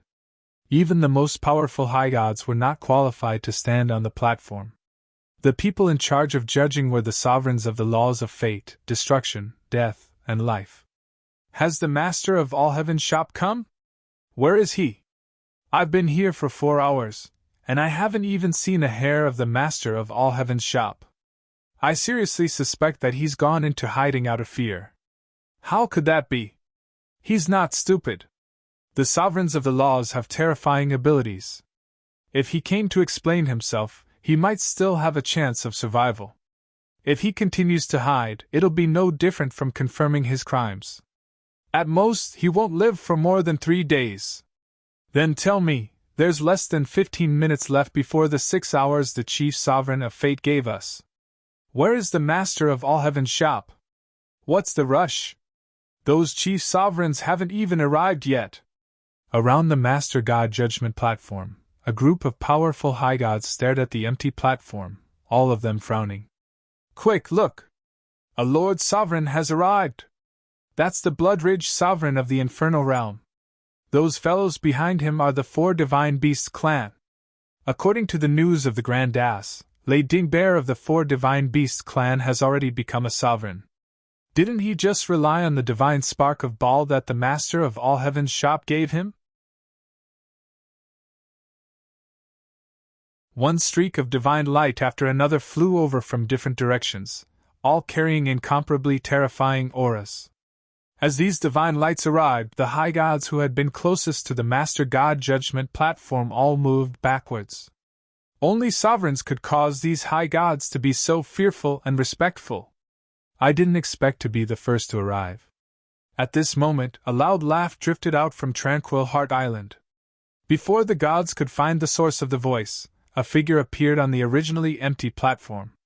It was a middle-aged man dressed in blue robes. Wind blades could be faintly seen circling around his body, emanating a fierce aura that inadvertently sliced apart the space around him. The chief sovereign of wind. Upon seeing the blue-robed man's appearance, the gods were first stunned, then they all cried out in surprise. The chief sovereign of earth has arrived as well. And the chief sovereigns of fire, water, wind, and darkness. Not long after, 6 figures appeared on the circular platform. The chief sovereigns of the 7 elemental planes. The only one missing is the chief sovereign of light. This is the first time I've seen so many chief sovereigns at once. Who isn't? It's all thanks to the Master of all Heaven's shop for giving us this opportunity. Gazing at the 6 figures on the platform, the gods all laughed mockingly. This Master of all Heaven's shop is quite interesting. He's just a mere intermediate sovereign. Does he really think he can escape the control of those 4 fellows? The chief sovereign of darkness's entire body was shrouded in black mist. He swept the area with his gaze. If I were in his shoes, I really would like to take this Master of all Heaven's shop under my command. After all, in the Yulan continent, he destroyed the Radiant Church. Judging from the situation this time, his chances of surviving are 0. The chief sovereign of fire, his entire body covered in flames, glanced at the chief sovereign of darkness as he spoke. Time passed 1 minute at a time. 6 hours before the chief sovereign of fate gave his orders, yet another 3 figures landed on the platform. The appearance of these 3 caused the 6 chief sovereigns on the platform to feel deep veneration. They simultaneously bowed and clasped their fists in greeting, their gazes filled with respect. They were a middle-aged man dressed in a black robe who gave off a sinister aura, a beautiful woman dressed in a long green robe, and a white-robed, white-haired old man. The chief sovereign of destruction, the chief sovereign of life, and the chief sovereign of fate.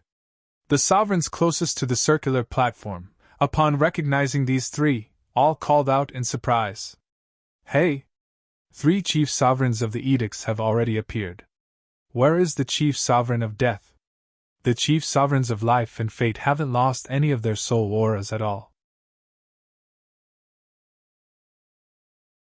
Most likely, they have already reached the level of paragon in terms of the profound mysteries of the laws. Supposedly, the chief sovereign of death was the very first life form of the netherworld. In terms of innate divine abilities, she is most likely no weaker than the chief sovereigns of life and fate. Stop guessing. Forget about the 4 chief sovereigns of the edicts. Even the chief sovereign of the elemental elements is far more powerful than we can imagine. Since you've arrived, then take a seat. A cold voice rang out from the platform. The speaker was the chief sovereign of destruction.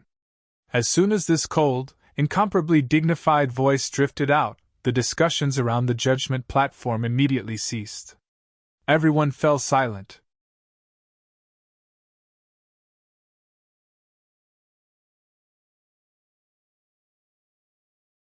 Chapter 532. As soon as the chief sovereign of destruction finished speaking, one exquisite chair after another appeared out of nowhere in the air above the sovereign's judgment dais.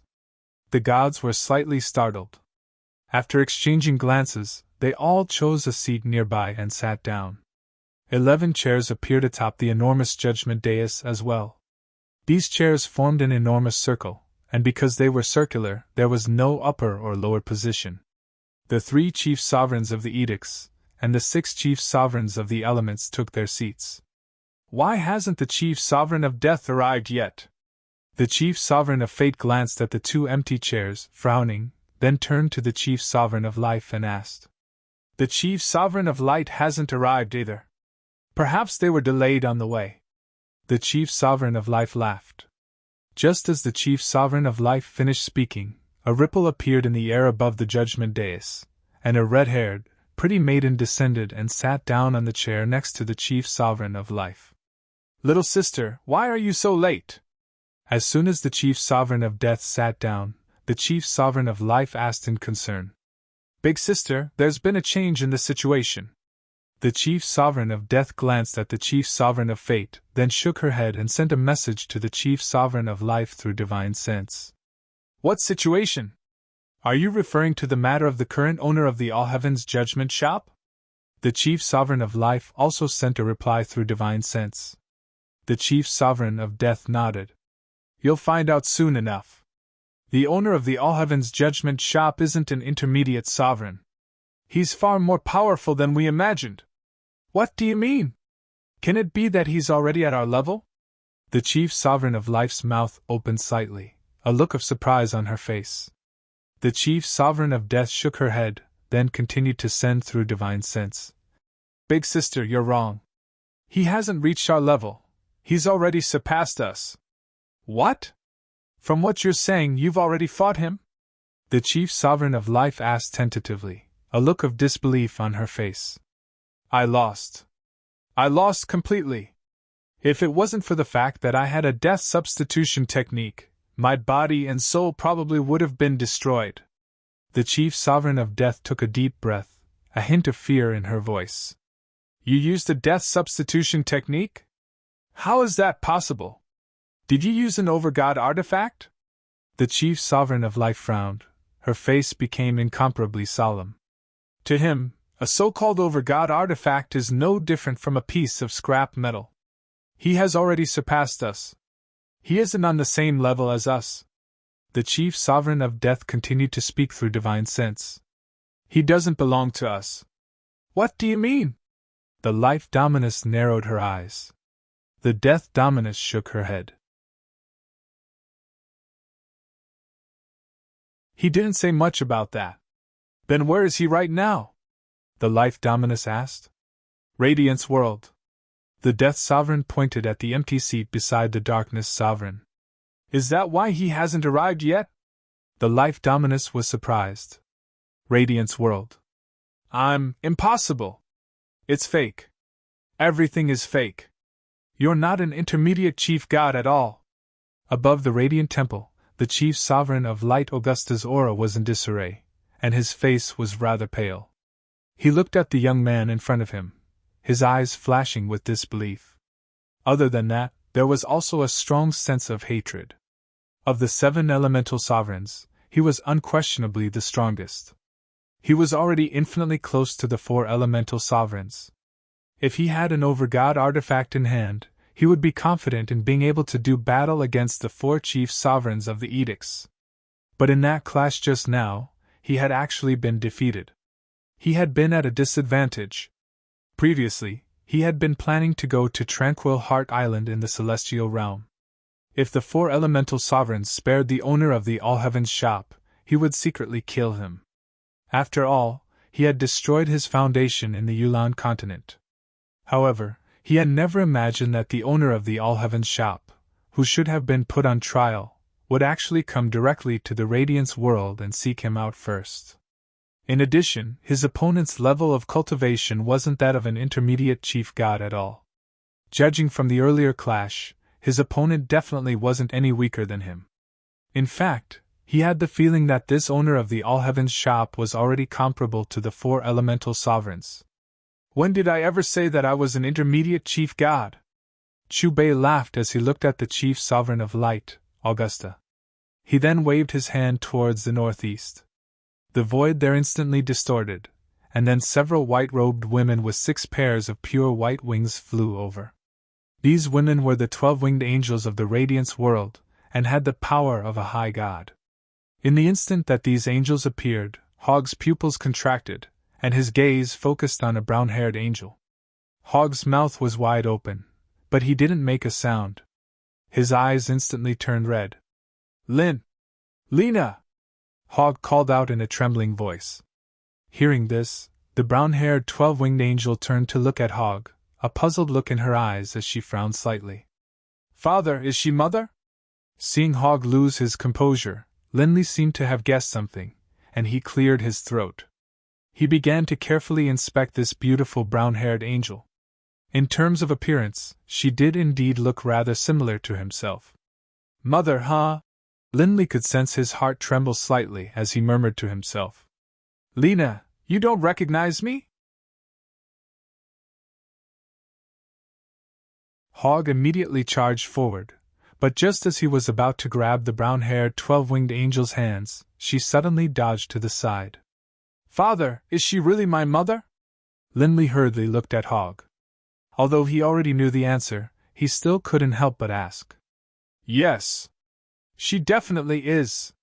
Hogg nodded heavily, his gaze incomparably certain. She looks exactly the same as she did in the past, and that familiar aura as well. I'll never forget it. Hogg clearly remembered how he and his wife, Lena, had leaned against each other, smelling her scent. As soon as he saw this brown-haired angel, he was certain that this was his wife.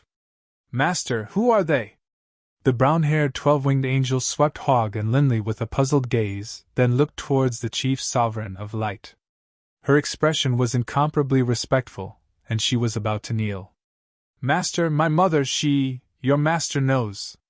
Seeing that the brown-haired angel was about to kneel to the chief sovereign of light, Linley's face suddenly sank, but before he could finish, Chubei nodded slightly. And then, with a wave of his sleeve, a dazzling light surrounded the brown-haired angel, preventing her from kneeling. Benefactor, what happened to Lena? Why doesn't she remember me?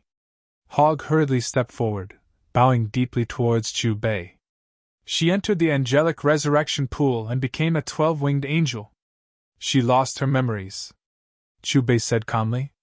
Master, how can she be restored? Linley immediately asked with incomparable respect. Leave it to me. Chubei chuckled, and then his gaze once more fell upon the chief sovereign of light, Augusta. So it was for her sake that you destroyed my foundation in the Yulan continent. You even came to the divine light plane. Augusta now understood what had happened. When he met Chubei's gaze, his gaze was incomparably cold, without a hint of emotion. I also need to restore her memories. Chubei continued. Impossible! Augusta's face sank. There were only two ways to restore the memories of a 12-winged angel. The first was for him to sever his connection to the angelic resurrection pool. The second was for him to die. Regardless of whether it was the former or the latter, he wouldn't choose either option. Whether or not her memories can be restored is not up to you. Chubei took a step forward, staring coldly at Augusta as he cracked his lips into a smile. This smile caused Augusta's heart to tremble. If you want to kill me, it won't be that easy. After suppressing the fear in his heart, Augusta let out a cold snort, and a dazzling sword of light appeared in his hand. Rumble! As the sword of light appeared, the space around Augusta began to collapse. A sharp, piercing energy shot out like a needle, piercing through one spatial tear after another, and a blinding sword light shot out from the tip of the sword towards Chubei. Clang! Chubei jabbed out with a finger, and the blinding sword light instantly shattered. And then, with a single step, he pierced through space and appeared directly in front of Augusta. Staring at Chubei, who was right in front of him, Augusta's pupils contracted, and a cold feeling filled his heart.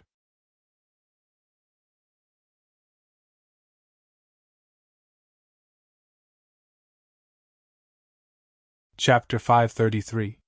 Because he had already tested out Chubei's attack, Augusta knew that Chubei's power was no weaker than his own.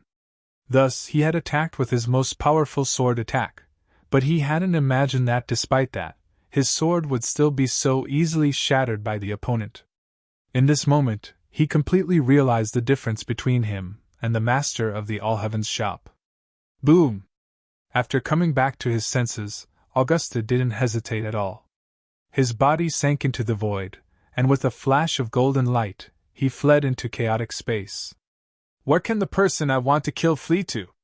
Staring in the direction Augusta had fled in, Chubei's face didn't show any hint of panic. Casually, he waved his hand, bringing Linley, Hogg, and Lena to follow closely behind Augusta through chaotic space. And then Chubei punched out, his fist accompanied by a draconic roar. In the blink of an eye, he appeared behind Augusta. Damn! The chief sovereign of light, Augusta, turned to look at the enormous fist which had almost reached his back. He could sense the wild aura contained within it, and his face instantly turned ashen. Letting out a loud roar, Augusta instinctively unleashed all of his divine power, and his speed once more increased to the maximum. The celestial realm's tranquil heart island. We've arrived! While fleeing, Augusta seemed to sense something, and his ugly face was instantly filled with joy. With an enormous rumbling sound, his hands were covered with golden light, and he tore a hole in the void. Outside the hole was an enormous island, and at the center of the island was a circular platform bound by many chains. At this moment, there were 10 figures seated on the platform, with only a single empty chair. Around the platform, there were tens of thousands of figures. The closer one got to the platform, the more powerful the aura of the deities became. Lord Chief Sovereigns of the Edicts, the time has come. Since the master of the All-Heaven shop has yet to appear, I imagine he knows that he has committed a crime. My lords, please capture him and give us an explanation. In the northeast, Luke knelt down in the direction of the judge's platform, a look of respect on his face. That fellow again! For the news of our benefactor killing Baal to reach the ears of the chief sovereigns of the edicts so quickly, it definitely has something to do with him. Yeah, we shouldn't have let him go back then. If I kill him, not only will I be able to obtain another Overgod divine core, I won't have to put the owner of the All-Heaven shop in danger. Redding Bell and Blood Mountain looked at each other. Their eyes were filled with killing intent as they looked at Luca. Fine, let this old man find the owner of the All-Heaven shop. The chief sovereign of fate, Orloff, rose to his feet. Halfway through his words, he suddenly paused and raised his head to look at the skies. At almost the same time, the other sovereigns on the judgment dais, as well as the gods who had come to watch the show, all followed Orloff's lead and looked towards the sky. At some point in time, a gap had appeared in the distant sky. A dazzling light flashed through the gap and arrived above the judgment platform in an instant. That's the chief sovereign of light, Lord Augusta. I thought he was busy, but he still came in the end. Unfortunately, although the Lord Ruler of Light has come, the owner of the All-Heaven's business has yet to arrive. Upon seeing the newcomer's appearance, the expressions of the Juggernaut and the gods on the judgment platform changed. Lord Orloff, save me! At this moment, an anxious voice spread from the sky, echoing throughout the entire Tranquil Heart Island. What's going on? The Lord Ruler of Light is actually asking the Chief Sovereign of Fate for help. Lord Augusta's aura isn't right. It's extremely chaotic. He's fleeing. Someone is pursuing him. How is this possible? He's the strongest sovereign under the 4 sovereigns of the laws. Who in this world can harm him? Let alone kill him? Hearing Augusta's cry for help, the gods' jaws dropped, disbelief written all over their faces. They didn't dare to believe their ears and doubted everything they had just heard. The chief sovereign of fate, Orloff, suddenly frowned.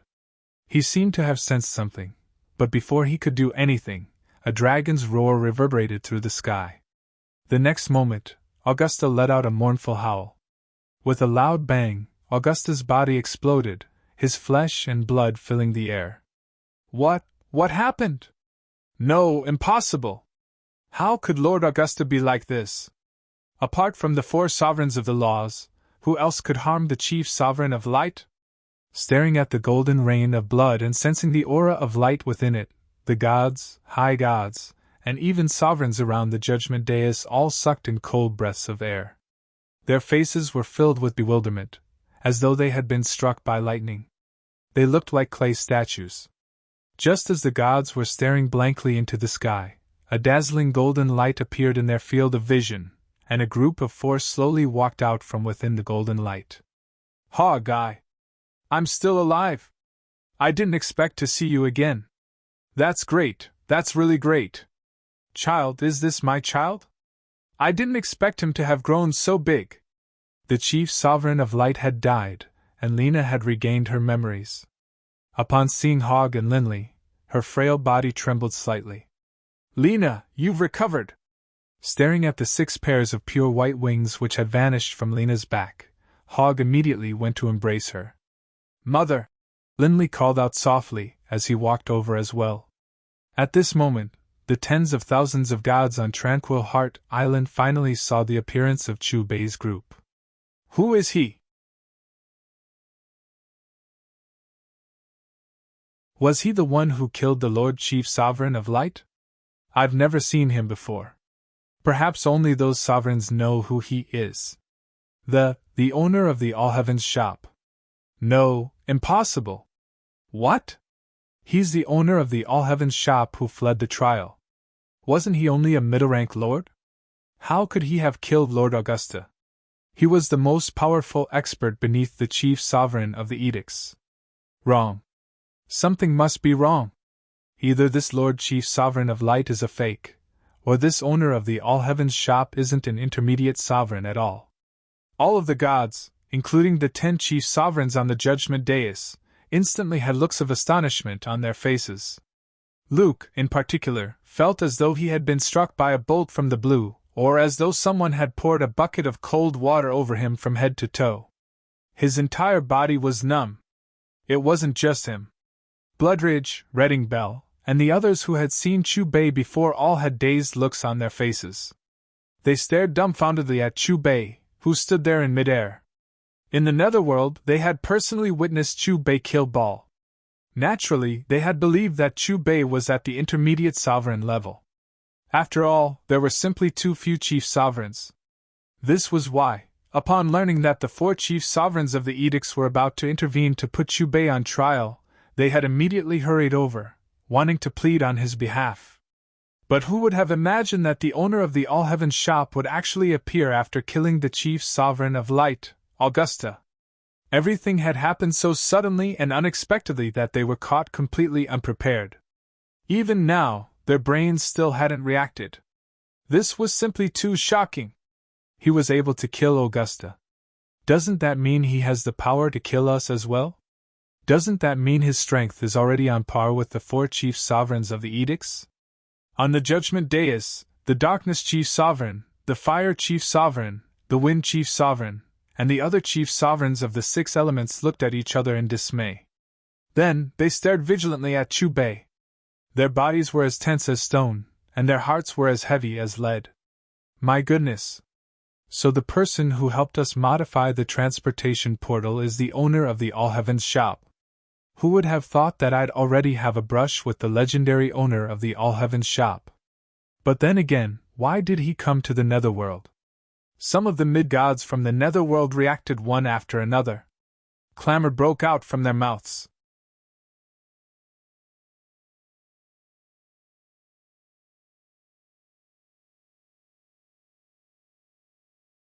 Chapter 534. As you said, I really can't see through him. On the judgment platform, the Life Dominus carefully sized up Chu Bei in the sky. Her frown deepened as she looked at the Death Dominus. Previously, she had been skeptical of the Death Dominus's words, but now, she firmly believed them. I just don't know how the Light Dominus offended him. He's quite a pitiful person. The Death Dominus shook his head and sighed. The Light Dominus? The Life Dominus murmured. Then, as though she knew something, she subconsciously looked at the Fate Dominus. Just as she thought, Orloff's expression was extremely gloomy, and his eyes were filled with killing intent. The Destruction Dominus was silent, but from his expression, it was clear that he was also shocked by the previous scene. This is the place where you're going to judge me. In the sky, Chu Bei crossed his arms in front of his chest, looking down at the circular platform with a playful expression. As soon as he finished speaking, Chu Bei's gaze swept across the group of gods, then he raised his hand and snapped his fingers. Rumble! Suddenly, the sky above Tranquil Heart Island thundered. In the next instant, the clear sky darkened. Dark clouds rolled, and thunder rumbled. Looking at the rapidly changing sky, the gods instantly revealed looks of astonishment. Compared to the mid-gods and high-gods, the powerful sovereigns felt an inexplicable chill in their hearts when they looked at the dark clouds. But before they could carefully sense the source of this chill, rolling thunder and lightning intertwined. Then, accompanied by a resounding dragon's roar, the dense golden lightning intertwined to form a 5-clawed golden dragon. It bore a terrifying aura as it bore out of the dark clouds. When they sensed the monstrous aura of the 5-clawed golden lightning dragon, the group of gods instinctively gulped and stared with their eyes wide open. Rumble. Amidst a deafening rumble, under everyone's shocked gazes, the The 30,000-foot-long five-clawed brontosaurus seemed to have received Chu Bei's instructions. It opened its savage mouth and swooped down. In an instant, the five-clawed brontosaurus appeared above the judgment platform. Wherever it passed, thunder rumbled and thunder rumbled. Terrifying draconic aura filled the air. On Tranquil Heart Island, mountains collapsed one after another. In just a few seconds, the Tranquil Heart Island, which was as big as a continent, was turned into ruins. The chains that were originally binding the judgment platform also disappeared in the lightning. Bang! The five-clawed brontosaurus crashed into the courtroom. In an instant, the indestructible courtroom turned into a pile of rubble. After destroying the Tranquil Heart Island and the Master God's judgment platform, the five-clawed brontosaurus let out another dragon roar. Then, it soared into the sky and landed right under Chu Bei's feet. Its huge head turned, and its gaze swept across the gods who were watching the battle below. A terrifying aura filled the air. Could it be that the owner of the All-Heaven shop is related to the Dragon Clan? That makes sense. If he didn't have any connections, how could he have possibly slain Sovereign God Bar and saved the four Divine Beasts clan? Even the ancestors of the four Divine Beasts, the Azure Dragon, the Vermilion Bird, the White Tiger, and the Black Tortoise, were only lesser sovereigns. The owner of the All-Heaven shop, however, is in existence comparable to the chief sovereigns of the four edicts. In terms of seniority, doesn't that mean that he's even more senior than the ancestors of the four Divine Beasts clan? Gazing at the enormous brontosaurus in the sky, the gods couldn't help but take a deep breath. They glanced in the direction of the Redding clan. Some of the weaker gods were so frightened by this draconic aura that their legs turned to jelly. It really is a power that surpasses ours. The chief sovereign of fire, the chief sovereign of darkness, the chief sovereign of wind, and the other elemental sovereigns stared at the five-clawed brontosaurus in the sky, their faces growing increasingly solemn. You've violated the rules we've set down. You've wantonly slaughtered lesser sovereigns, and you've even destroyed the judgment platform. This crime is unforgivable. You deserve death. Just as everyone was stunned by Chu Bei's methods, an icy, emotionless, powerful voice drifted through the sky, seeming to ring out directly in everyone's minds. Is Lord Orloff going to intervene? According to rumors, Lord Orloff is the most mysterious and most powerful of the chief sovereigns of the four edicts. Even the chief sovereign of destruction is no match for him.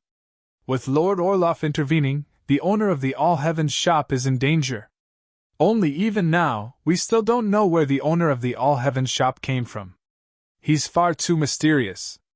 It's like he appeared out of thin air. After recognizing the voice of the chief sovereign of fate, countless gazes fell upon Orloff. His black robes fluttered as he flew into the sky, instantly facing off against Chu Bei. Judgment is a prelude. You're here to avenge Augusta, aren't you? Chu Bei looked at Orloff with an amused look on his face, then reached out and pointed at the chief sovereign of death, the chief sovereign of life, and the chief sovereign of destruction. In terms of power, you are indeed much more powerful than the three of them. Augusta? I don't have any dealings with him. Orloff frowned and said in a low voice. Have you forgotten that you were once one with Augusta? Chu Bei laughed. How did you know? Upon hearing Chu Bei's words, the chief sovereign of fate's aura clearly began to ripple, and the killing intent emanating from his body grew even more intense.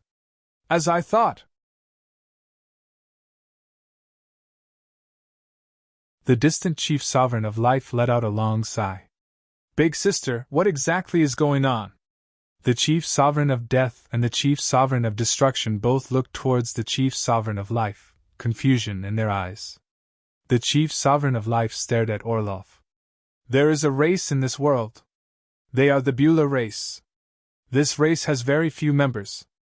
Although their physical defenses are far inferior to the four divine beasts, the Dark Rock, and the other sovereign divine beasts, they are able to split their bodies. However, they can split their souls into two and not interfere with each other. If my guess is correct, Orloff expelled his evil, greedy, and other negative emotions into his second soul, which is the so-called Augusta. Without any negative emotions, Orloff ignored worldly affairs and focused on his research. From then on, he became the most powerful of the four of us. Can it be that the chief sovereign of fate and the deceased chief sovereign of light, Augusta, are the same person? Is this for real? That's impossible. Good heavens! This is simply inconceivable. The chief sovereign of the elemental gods and the other sovereigns came to their senses as well. All of them began to size up the chief sovereign of fate in astonishment, as though this was the first time they had met him. Forget it. There's no need to hide it anymore. Since that's the case, then I'll use the excuse of avenging Augusta to kill you. The chief sovereign of fate let out a gloomy sigh, and then he punched towards the empty space next to him. The empty space shattered, and an ancient armor and a blue longsword appeared from within a pitch-black hole. Swish! Swish! The ancient armor and the longsword flew out amidst the piercing sounds of the air being torn apart. The former perfectly fit Orloff's body, enveloping him from all sides. The latter, with a clear ringing sound, landed in Orloff's hands. Not only that, but at virtually the same time, the ring on Orloff's left middle finger began to emit a dazzling light. Three over-god artifacts. This old bastard hid his treasures far too well. Right. Everyone thought that he only had a single soul-protecting over-god artifact. Who would have thought that he had an offensive type over-god artifact as well as a physical defensive armor? Sensing the ripples of energy emanating from Orloff's ring, sword, and armor, the chief sovereign of life, the chief sovereign of death, and the chief sovereign of destruction revealed looks of surprise. What? 3 over-god artifacts? Hearing the words of the 3 chief sovereigns of the edicts, the gazes of the sovereigns and high gods all focused on Orloff's armor, long sword, and ring. Looks of astonishment were on their faces. Over-god artifacts, as the name implied, were divine artifacts forged by the over-gods. They possessed unparalleled power.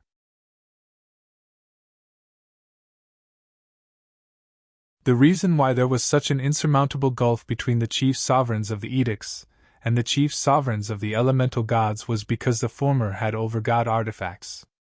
If one wanted to acquire an over-god artifact, one had to complete an over-god mission issued by the over-gods.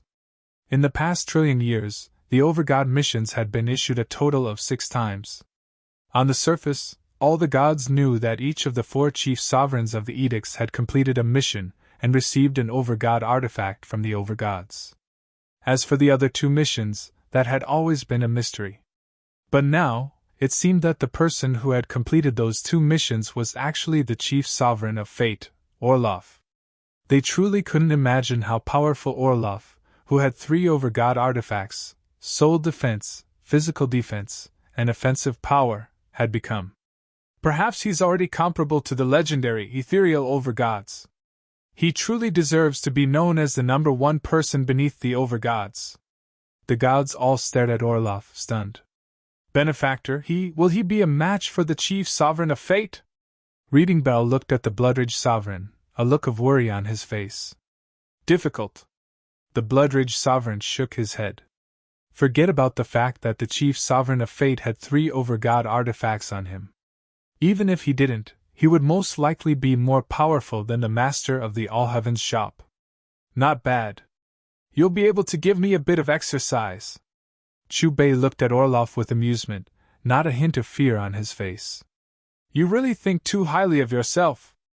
Orloff's gaze was cold and sinister, and a murderous aura, so thick and solid, shot towards Chu Bei. Crackle! Chu Bei's eyes flashed. That murderous aura, so thick and solid, shattered when it was still 100 meters away from him.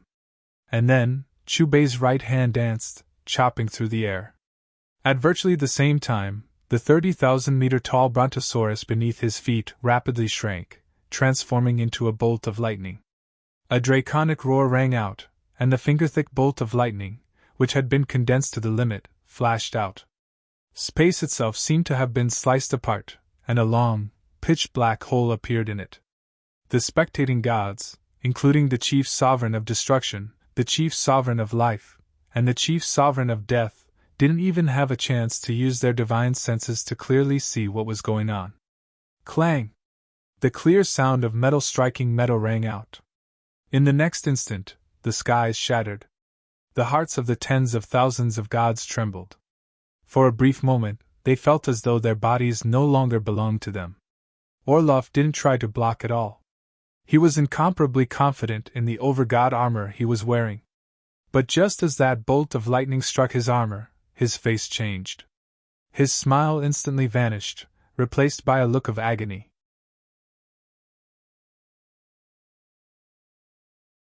That twisted look on his face was like that of an ordinary person who had just been struck by a 1,000-pound hammer. Slash!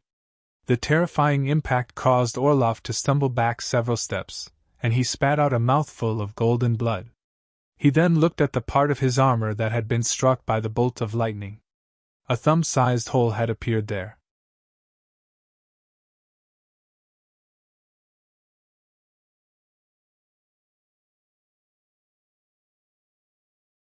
Chapter 535.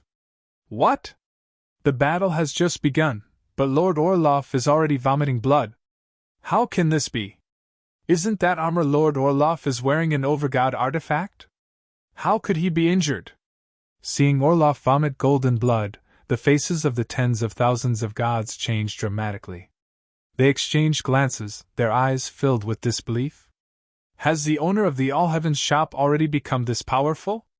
The chief sovereigns of destruction, life, and fire couldn't help but cry out in shock. They truly couldn't believe what they had just seen. Impossible! The one whose heart was pounding the most was none other than the chief sovereign of fate, Orloff. His cold eyes stared fixedly at Chu Bei. The armor covering his body emanated a black light. He simply couldn't accept that his overgod artifact had been pierced through by Chu Bei. Now do you think I'm qualified to use you as a warm-up exercise? Chu Bei looked calmly at Orloff, a hint of a smile in his voice. It seems I've truly underestimated you. When he thought of the power contained within that lightning, Orloff's face grew even more solemn, and he began to grow solemn. The tens of thousands of spectating gods seemed to sense the change in the atmosphere of the battlefield. All of them fell silent, their gazes constantly shifting between the two figures facing each other. Crackle! Crackle! As Orloff's icy voice rang out, a resplendent golden light spread out from him, instantly enveloping the entire celestial realm. Augusta's existence is so that I can be unaffected by the conflicts of the mortal world, so that I can wholeheartedly pursue the path of cultivation. I can't even remember how many tens of millions of years it has been since I was injured. In order to show you the damage you've done to me, I will use my newly developed, powerful technique to kill you. Orloff strode towards Chu Bei. With every step he took, the skies of the celestial realm seemed to tremble, as though they were being locked down. Sounds rather interesting. I'm rather interested. Make your move. As he watched Orloff draw closer and closer, Chu Bei's expression didn't change in the slightest. A smile remained on his lips. Hearing Chu Bei's words, Orloff stared at Chu Bei with an increasingly cold gaze. With a cold snort, Orloff gripped the hilt of his long sword with both hands. The sword hummed, and the sharp sword light caused the surrounding chaotic space to shatter. The gods watching from below all sucked in a cold breath of air. They knew that this longsword represented an offensive type overgod artifact. Fortunately, Orloff had stepped into the chaotic streams of space before attacking, treating that place as his new battlefield. Rumble! The heaven realm rumbled as the boundless, resplendent golden light instantly retracted. It appeared in the new battlefield along with Orloff and fused into his body.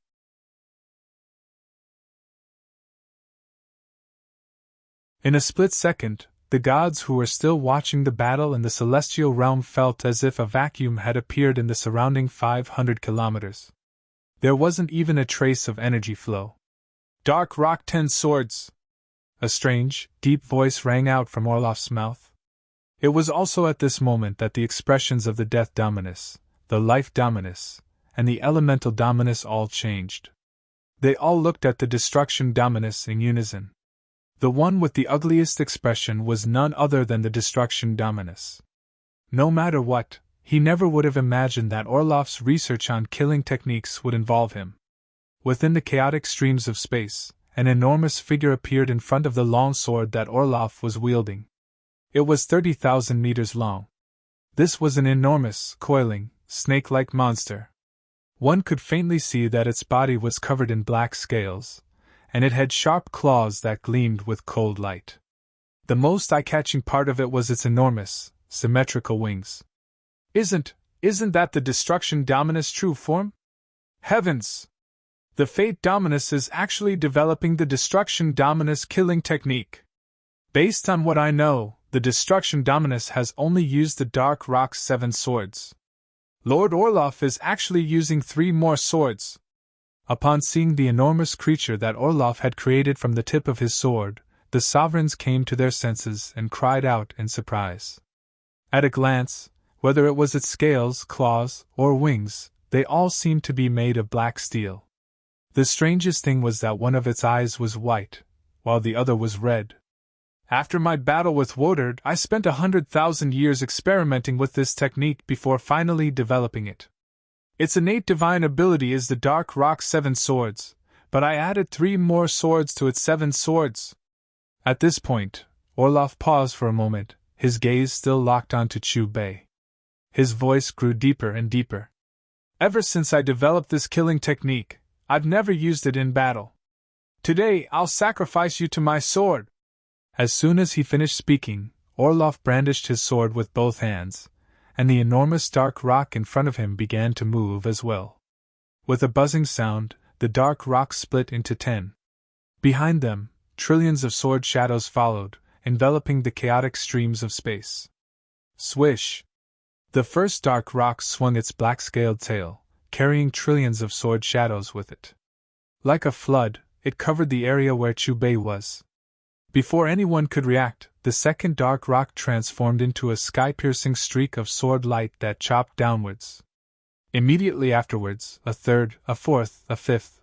With each swing of Orloff's sword, a dark rock would charge towards Chu Bei. Rumble! The battlefield rumbled as it began to collapse. The area where Chu Bei had just been was now enveloped by an enormous sphere of black light.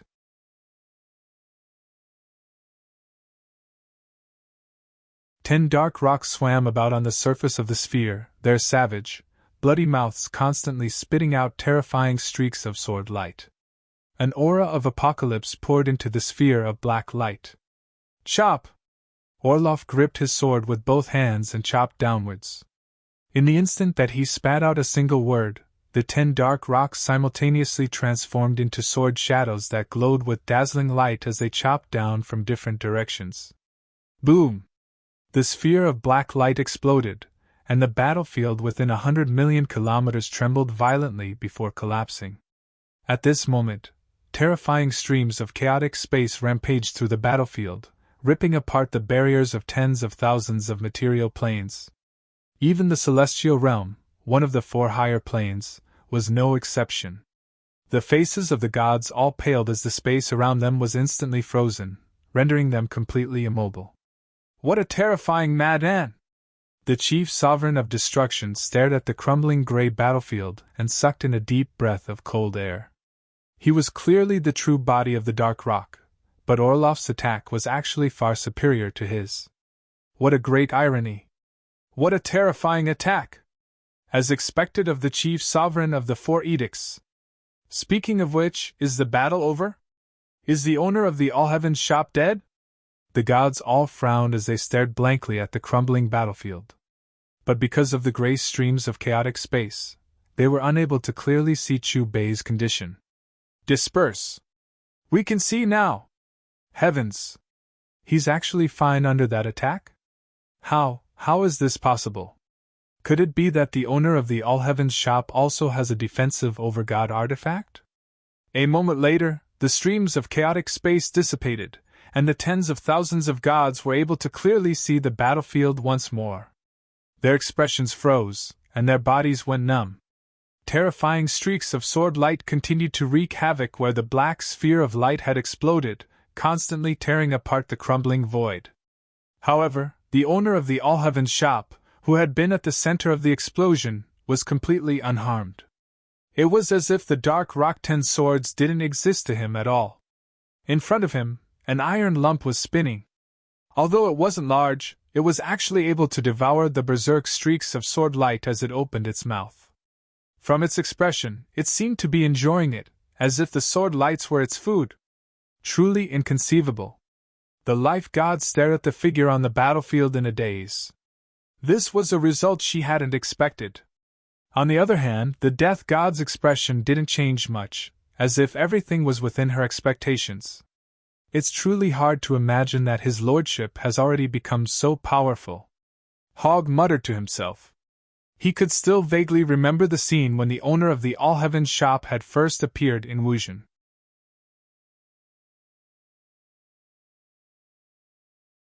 At that time, he had thought that his lordship was merely a saint-level expert. Who would have thought that he was already in existence on the same level as the chief sovereigns of the Four Edicts? In fact, he might even be above them. Was that the killing move you developed just now? It's not powerful enough. Chu Bei's lips curled into a smile. With a wave of his right hand, the surrounding spatial turbulence and sharp sword lights quickly dissipated. Orloff was silent, still tightly gripping his sword with both hands. However, his face was no longer as calm as before. Instead, it was incomparably solemn, and his eyes were filled with vigilance. The dark Rock-Ten swords was indeed his strongest move. However, he had never expected that even his strongest killing move wouldn't be able to harm the owner of the All Heavens shop in the slightest. Moreover, from the other party's calm and composed appearance, it was clear that he didn't care about his strongest killing move at all. Then it's the seat's turn to attack. As his mocking voice fell, the iron lump in front of Chu Bei trembled, immediately creating a giant elephant that shook the 9 heavens. At the same time, the 5-clawed golden dragon above Chu Bei continued to expand, soon covering the sky. The sound of the great Tao, wind rising, clouds moving, lightning falling. In an instant, the weather of the entire celestial realm changed. Dark clouds gathered and thunder rumbled. Controlling the weather is the innate ability of our Azure Dragon clan. However, we can only control a region, but our benefactor can actually change the weather of the entire celestial realm with a single thought. Could it be that His Excellency is really our ancestor? Looking at the changing sky, Reading Bell and the other experts of the clan were all shocked. They looked at each other, then looked at Chu Bei with even more reverence. Rumble, rumble, rumble. Amidst the rumbling, Chu Bei put his hands behind his back and merged with the iron lump, standing above the 5-clawed golden dragon's head. As he casually raised his hand, accompanied by a long and continuous dragon roar, the 5-clawed golden dragon opened its savage maw and inhaled. In an instant, the boundless spatial turbulence and spatial energy in the void battleground condensed into the golden dragon's mouth, rapidly compressing into a beam of light. Whoosh! The beam of light shot out, heading straight for Orloff. Sensing the terrifying aura coming at him, Orloff's pupils constricted. He wanted to flee, but his body seemed to be bound by an irresistible force, unable to move. No, no! Finally, Orloff sensed death approaching. Fear surged in his eyes as he instinctively cried out.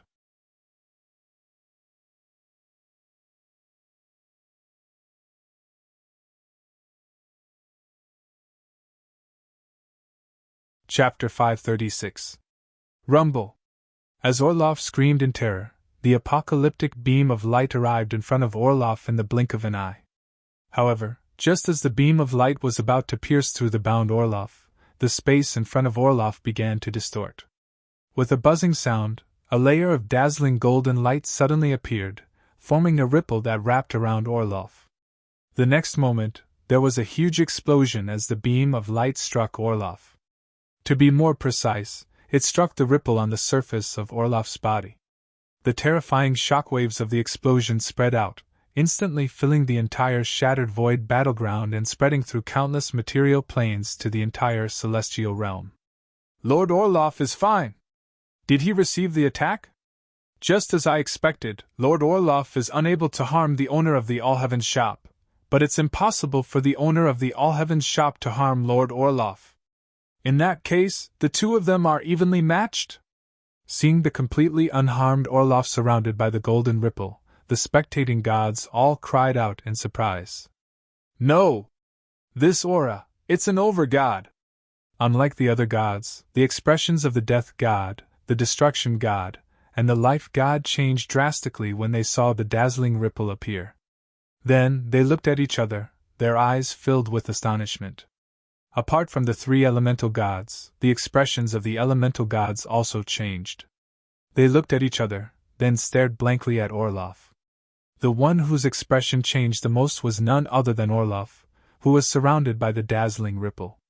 At first, he was startled, but when he came to his senses, his expression instantly turned respectful. Lord Overgod of Fate, many thanks for your help. Orloff took a deep breath and hurriedly cupped his fists towards the void. What? An Overgod? Could it be that the only reason Lord Orloff is unharmed is because of the Overgod? So the Overgods really do exist. But where is the Overgod? Why can't I find him?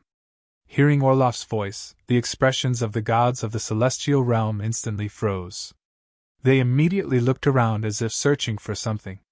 Let's stop here. From now on, sovereigns are forbidden from fighting each other.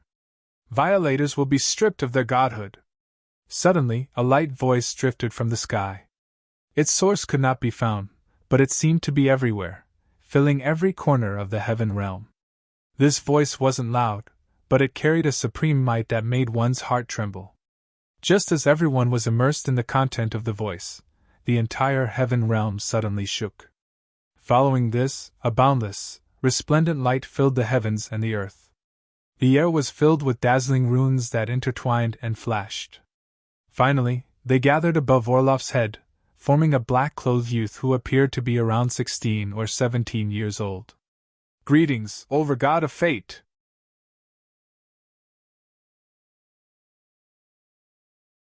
The chief sovereign of destruction, the chief sovereign of death, the chief sovereign of life, and the other chief sovereigns of the elemental gods immediately bowed towards the black-robed youth. Just like Orloff, their expressions were incomparably respectful. He's the Overgod of Fate who created the celestial realm? Lord Supreme God is also a human? No, the Overgods are the natural laws of the world. They can appear in any form. Looking at the black-clothed young man, the spectating gods came back to their senses and hurriedly prostrated themselves in front of the black-clothed young man. Are you asking me to stop? Unlike the others, Chu Bei's expression did not change at all even in front of an Overgod, let alone show respect. What do you mean? The Overgod of Fate looked at Chu Bei. His gaze focused, and the void shattered. Buzz! Buzz! Buzz! It was also at this moment that the three higher planes, Hell, the Life Realm, and the Netherworld, began to move at the same time. Just like the Heaven Realm, countless resplendent runes surged out of the three higher planes. Soon, these runes intertwined to form three figures.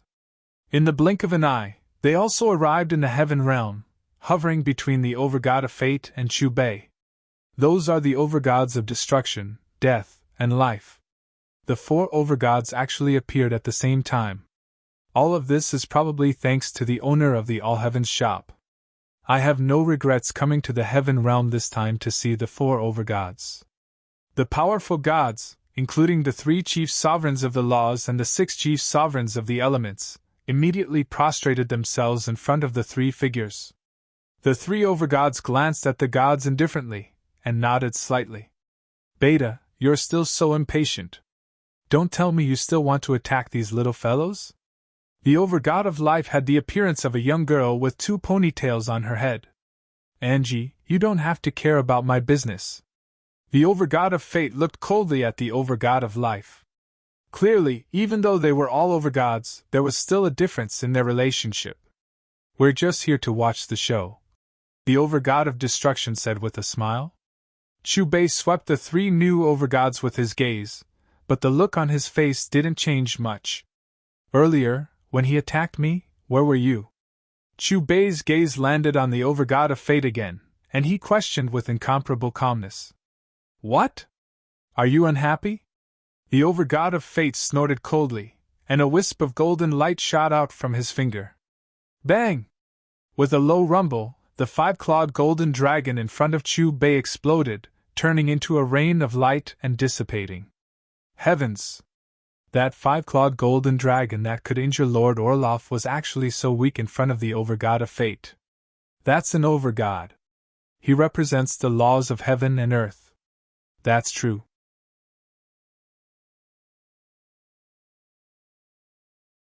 Although the owner of the All Heavens shop is strong enough, he's still living within the laws. How could he possibly be a match for an overgod? I hope the owner of the All Heavens shop can come to his senses in time. Judging from the overgod of fate's expression, he seems to be furious. The gods, including the sovereigns, all gasped as they watched the five-clawed golden dragon crumble. In the eyes of those fellows below, you're invincible, the rulers of this world. But do you think so yourselves? Chu Bei was unmoved by the five-clawed golden dragon's crumble, and he said expressionlessly, "The heavens are vast, but have you ever truly escaped? Even if Hong Meng came, I wouldn't fear him, let alone you four little fellows. Has the owner of the All Heavens shop gone mad? He actually dares to speak to an overgod like that. Who is this Hong Meng he's talking about? Could it be that he's an existence even stronger than an overgod? Where did this owner of the All Heavens shop come from? Just how many secrets does he have?" When the sovereigns heard Chu Bei's words, they couldn't help but frown in confusion. But when the four overgods heard Hong Meng's name, their bodies suddenly trembled, and looks of respect appeared on their faces. "Impudent! Is Lord Hong Meng someone you can mention?" The overgod of fate was the first to react, and he flew into a rage. He transformed into a trillion strands of golden light that shot toward Chu Bei. Although the other three overgods didn't attack, they didn't have any intention of stopping him either. The instant the overgod of fate attacked, the crumbling battlefield healed. To be precise, it was a new battlefield. There were no spatial turbulences here, only endless resplendent light and floating runes of the great Tao. It was as if this world had been created by the overgod of fate, a brand new world. Within the battlefield, a trillion strands of golden light instantly enveloped the area where Chu Bei was. Rumble, an incomparably terrifying explosion reverberated throughout the battlefield. Countless runes of the great Tao intersected, emanating mysterious ripples of energy. These ripples of energy, if it were us, we probably would have been instantly reduced to dust. I wonder how the owner of the All Heavens shop is doing. Will he be able to hold on? The battle between overgods is no longer something we can predict. The sovereigns stared at the new battlefield, filled with golden light. All of them held their breaths in concentration. Linley, his lordship, Master will be fine. How many surprises has he given us on the way here? Before he attacked, who would have imagined that he would be able to defeat the chief sovereign of light and the chief sovereign of fate? This time, he'll definitely be fine. Linley interrupted Hogg before he could finish. Although he said this, judging from how tightly he was gripping his clothes, he was clearly extremely nervous and worried.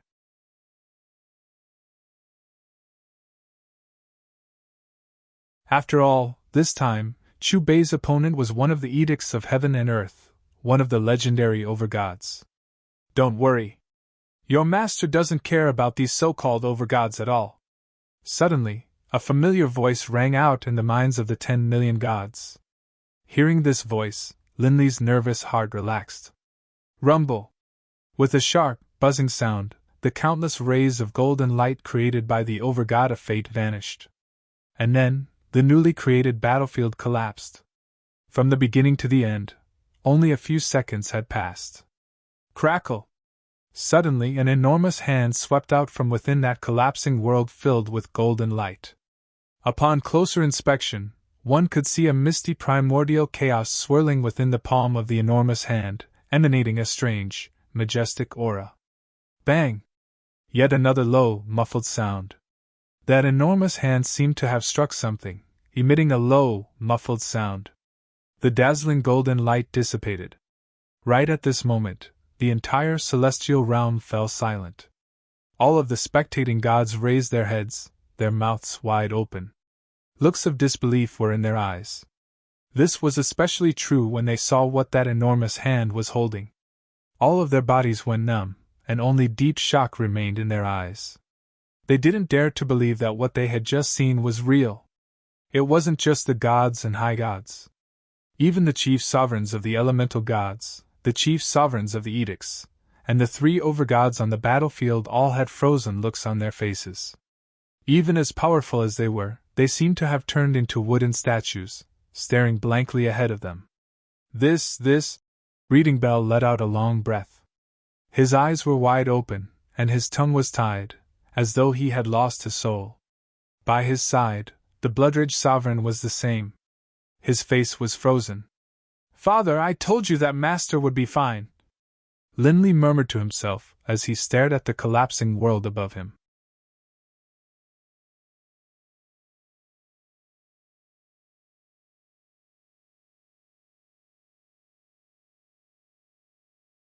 Chapter 537. Far away, in the astral battlefield, Chu Bei stood with his hands clasped behind his back, his emotionless eyes looking straight ahead. Behind Chu Bei, the previously illusory iron lump had completely solidified. The iron lump had grown several times in size. He raised his right arm, and a giant hand extended from the front end of his right arm. The giant hand held a figure in its palm. It was the overgod of fate. At this moment, the overgod of fate seemed to be imprisoned by an unshakable force. He was motionless, and he was using all his strength to turn his head and look in the direction of the overgods of destruction, death, and life, his eyes filled with pleading. Clearly, the trapped overgod of fate was seeking the help of the other three overgods. The overgod of destruction, the overgod of death, and the overgod of life exchanged glances. They naturally understood what the overgod of fate meant, but none of them responded. The might that the owner of the All Heavens shop was currently exuding was simply too terrifying. It was as if he had suddenly become a completely different person. They had only ever felt this sort of might from a single person before, and that was their creator, Lord Primordial Chaos, who was also the master of this world. They did not understand why the owner of the All Heavens shop had suddenly become an existence on par with Lord Primordial Chaos. However, they were certain that the current owner of the All Heavens shop was definitely not someone they could provoke. Sensing the expressions of the other three overgods, the overgod of fate shook his head, a hint of helplessness appearing on his face. How could he not know that the owner of the All Heavens shop, whose aura had suddenly undergone a tremendous change, had risen to a level that far surpassed them, and could even stand shoulder to shoulder with Lord Primordial Chaos? Chu Bei looked expressionlessly at the overgod of fate. When the overgod of fate had attacked, he had once again used Xiao Hei's power. The overgod of fate, he's lost. How could this be? Impossible. That's an overgod. The laws of this world. A supreme existence that can kill us with a single thought. Has the owner of the All Heavens shop truly surpassed the overgods? This is truly inconceivable. First, it was the sovereign of light, then the sovereign of fate, and now an overgod. The owner of the All Heavens shop has truly overturned my understanding. Although the sovereigns couldn't see things as clearly as the overgods, they could still make out the situation on the battlefield. The overgod of fate had been imprisoned by the master of the All Heavens shop. Such an outcome shattered the understanding of all the gods present. There's always someone better than us. How much further do we have to go? The Death Sovereign looked at Chu Bei's figure in a trance, mumbling to herself as if she had lost her soul.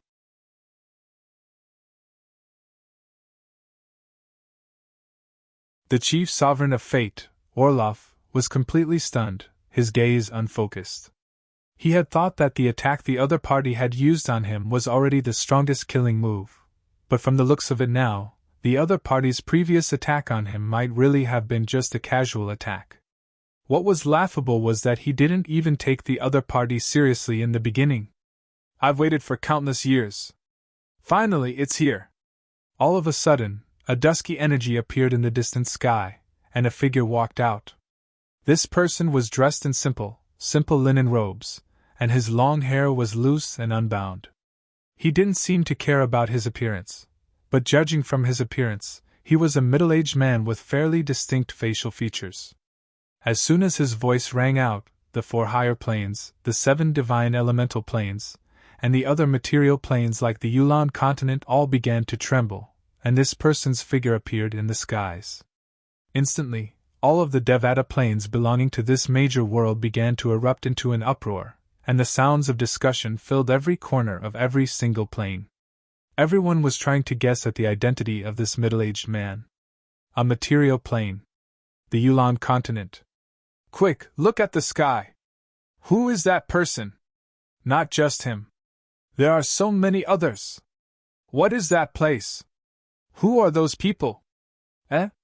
That young man looks so familiar. As the middle-aged man dressed in linen robes appeared in the celestial realm, an enormous projection appeared in the skies above the Yulan continent. In the projection, only the middle-aged man's appearance could be seen. Next, the spectating chief sovereigns and deities appeared as well. Everyone in the Yulan continent stopped what they were doing and raised their heads to stare at the sky. Their faces were filled with confusion and astonishment. The core region of the All Heavens shop. Uncle Hillman, that's Big Brother. And Daddy. Daddy isn't dead. Who is that person next to Daddy? He's alive. He's alive. Wharton, that's your mother. Really? This is great. My mother and father are both fine. Can it be that all of this has something to do with the boss? Hillman and Wharton turned their gazes away from the middle-aged man. When they saw Linley, Hogg, and Lena, they instantly revealed looks of excitement. The Forest of Darkness. Lord Beirut, what's with the look on your face? Can it be that you recognize those people? The 3 violet gold rats looked respectfully at Beirut. 4 chief sovereigns of the edicts and 6 chief sovereigns of the elemental gods. And those 3 people whom even they had to treat so respectfully, if my guess is correct, they should be overgods. As for that middle-aged man in linen, Beirut took a deep breath, his eyes filled with deep astonishment. What? Overgods? They are overgods. Lord Beirut, what is that place? I even saw the owner of the All Heavens shop.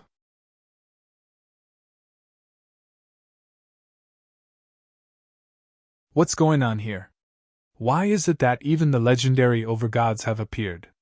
The 3 violet gold rats called out in shock, but when they asked Beirut, the latter just shook his head. In front of the overgods he, a puny lesser sovereign, was no different from an ant. How could he possibly know about the matters of such an existence? It wasn't just the Yulan continent. The netherworld, the infernal realm, the life realm, the 7 divine elemental planes, and the many other material planes were all wildly discussing this scene in the sky. The celestial realm. The deities who were watching the middle-aged man in linen at close range all had wooden, dazed looks on their faces. We pay our respects to Lord Primordial Chaos. In the sky, the overgods of destruction, death, and life immediately kowtowed towards the middle-aged man in linen with incomparable reverence. Because the overgod of fate had been restrained by the enormous hand of the iron lump, he could only stare at the middle-aged man in linen. However, one could still see the respect in his eyes. Lord Primordial Chaos? That person, what sort of person is he? Even the overgods have to bow to him. The deities, including the chief sovereigns, stared dumbly at the middle-aged man in linen, as though they had lost their souls. The performance of the 3 overgods had completely overturned everything they knew. As they saw it, the overgods represented the edicts of the world, and were the most supreme of existences. Who would have imagined that there was someone even more powerful than the overgods? Lord Primordial Chaos, save me. The overgod of fate struggled in the hands of the giant hand, but no matter how he used his edicts, he was unable to break free. The middle-aged man glanced calmly at the overgod of fate. He seemed to hesitate for a moment, then shook his head, not saying anything. After a long moment of silence, the middle-aged man lowered his head, sweeping the deities below him with his gaze. Little fellows, are you all very curious about my identity? A voice filled with laughter drifted through the air, permeating all the plains and filling every nook and cranny. When the deities met the middle-aged man's gaze, they didn't even dare to breathe loudly. Instead, their eyes were filled with anticipation. My name is Primordial Chaos. I am the creator of this dimension. The middle-aged man's voice rang out in all the planes of this major world. As his voice fell, he looked at Chu Bei. Fellow Taoist, please. Chu Bei nodded slightly. Taking a step forward, he followed the middle-aged man out of the celestial realm. When they reappeared, they were already in a chaotic, misty space. Fellow Taoist, that is my current residence. The middle-aged man stretched out his hand and pointed forward. In the center of the boundless chaotic energy, 5 star fields floated. At first glance, the 4 star fields on the periphery only had a single color.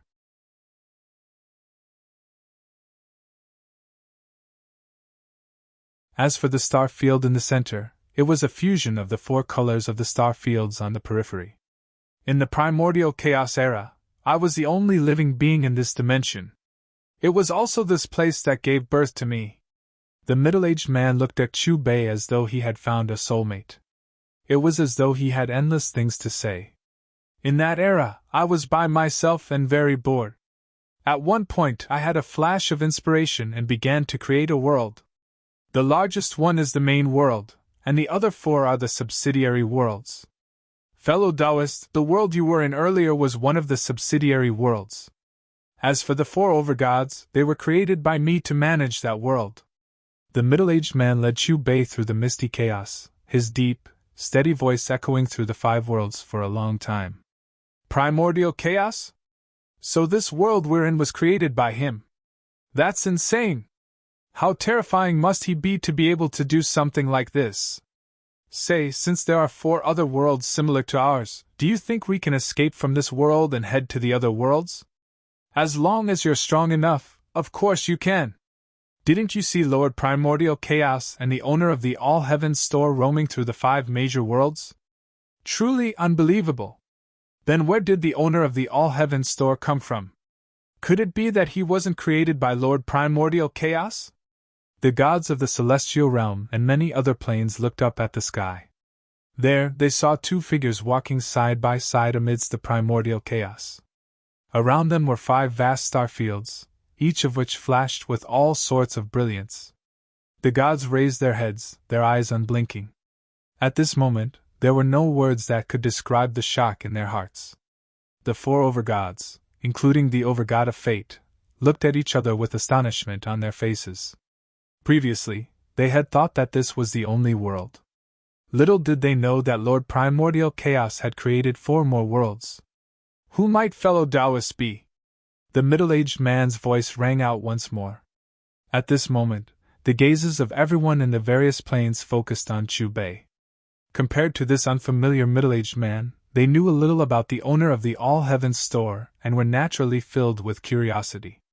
This curiosity even surpassed their curiosity towards the 4 overgods and primordial chaos.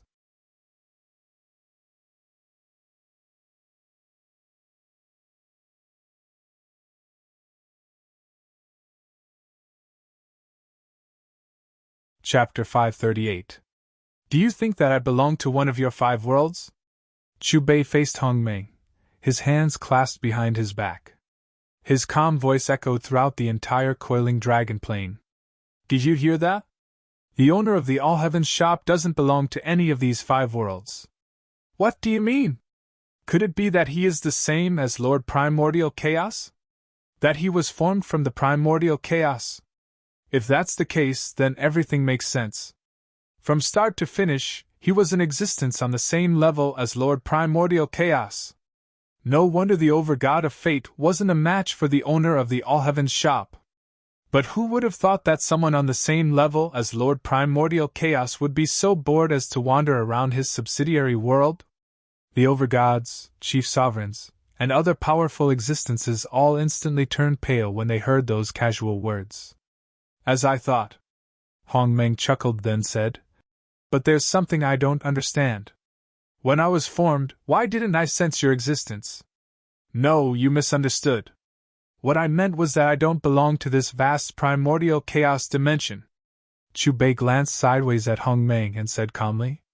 Hearing Chu Bei's words, Hong Meng was stunned for a moment, and then his face changed to one of surprise. A long time later, You're saying that you came from a world outside the primordial chaos barrier? Hong Meng let out a long breath, his gaze fixed on Chu Bei, his expression incomparably serious. What do you think? Chu Bei had a hint of a smile on his face. Is it really outside the primordial chaos barrier? Hong Meng murmured to himself, and then a smile appeared on his face. I have a request. Fellow Taoist, would you be willing to lend me a hand? Let me go take a look at the world outside the primordial chaos barrier. Before that, I have some matters to take care of. As his calm voice fell, Chu Bei took a step forward and appeared in the heaven realm once again. Seeing Chu Bei reappear on the battlefield, the chief sovereign of fate and the overgod of fate, who had been imprisoned in midair and unable to move, narrowed their eyes, fear appearing in their eyes. Chu Bei glanced at the two of them and activated his divine will. A moment later, the chief sovereign of fate's body began to fade. He didn't seem to be in any pain at all. He didn't even let out a scream. Just like that, he disappeared into nothingness. Lord Hong Meng, save me! The face of the overgod of fate completely changed. He immediately sent a cry for help towards primordial chaos. Fellow Taoist, even for me, it would take some effort to establish a new set of laws. I think this little guy is really scared. Let him go. Hong Meng appeared beside Chu Bei and said with a smile. Chu Bei shook his head. His gaze hardened, and that enormous hand which was gripping the overgod of fate suddenly tightened. With a loud bang, the entire heaven realm was in an uproar.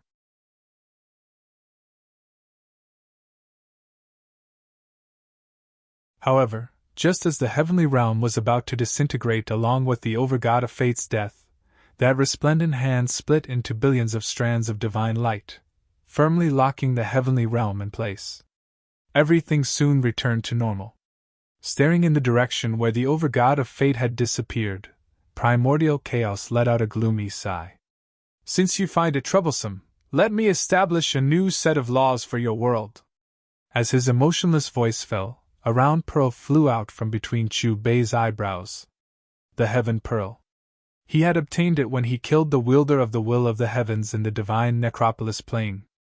After that, it had been nourished by the system in his sea of consciousness. The entire heaven realm, or more accurately, the netherworld, the life realm, the infernal realm, the 7 elemental planes, and all the other planes in this world, all of them rose into the sky with a dazzling azure light. Soon, a large vertical eye appeared in the skies of the various major planes. The vertical eye slowly opened, and a vast, surging power swept out, filling all the planes in this world. To be more precise, no matter which plane they were in, the vertical eye they saw was the same vertical eye. This was because this vertical eye was everywhere. What is this eye? Why do I feel like I suddenly have an indescribable connection with it? I have the same feeling too. It's as if I'm being controlled by someone.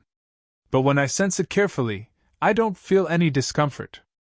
It's the divine weapon of the all-heaven shop's owner. The gods of many planes raised their heads to look at the vertical eye that had suddenly appeared in the sky. All of them furrowed their brows, their heartstrings tense. Master! Suddenly, a slightly mechanical voice reverberated in the skies of all the planes, shaking everyone's hearts. The vertical eye in the heaven realm turned to look at Chu Bei. There was a blurry light in the eye, and it was actually bowing to Chu Bei. Chu Bei nodded at the vertical eye, then swept his gaze across all the gods. I destroyed one of your laws, so I'll return a heavenly Tao to you all. Could that vertical eye be the heavenly Tao that the all-heaven shop's owner spoke of? But then again, what's the heavenly Tao for? Why do you care so much? It's as if you've interacted with the overgod of fate when he was alive. That's true. In any case, it has nothing to do with ants like us. Although ordinary gods couldn't sense the meaning of the heavenly Tao, the sovereigns of the laws, the sovereigns of the 7 elements, and even the 3 overgods could sense the terror of the heavenly Tao. It was as if there was a thread of life and death tied to that vertical eye. With a single thought, it could decide their fates. The 3 overgods exchanged glances, then looked at the vertical eye above their heads. Their faces were filled with helplessness.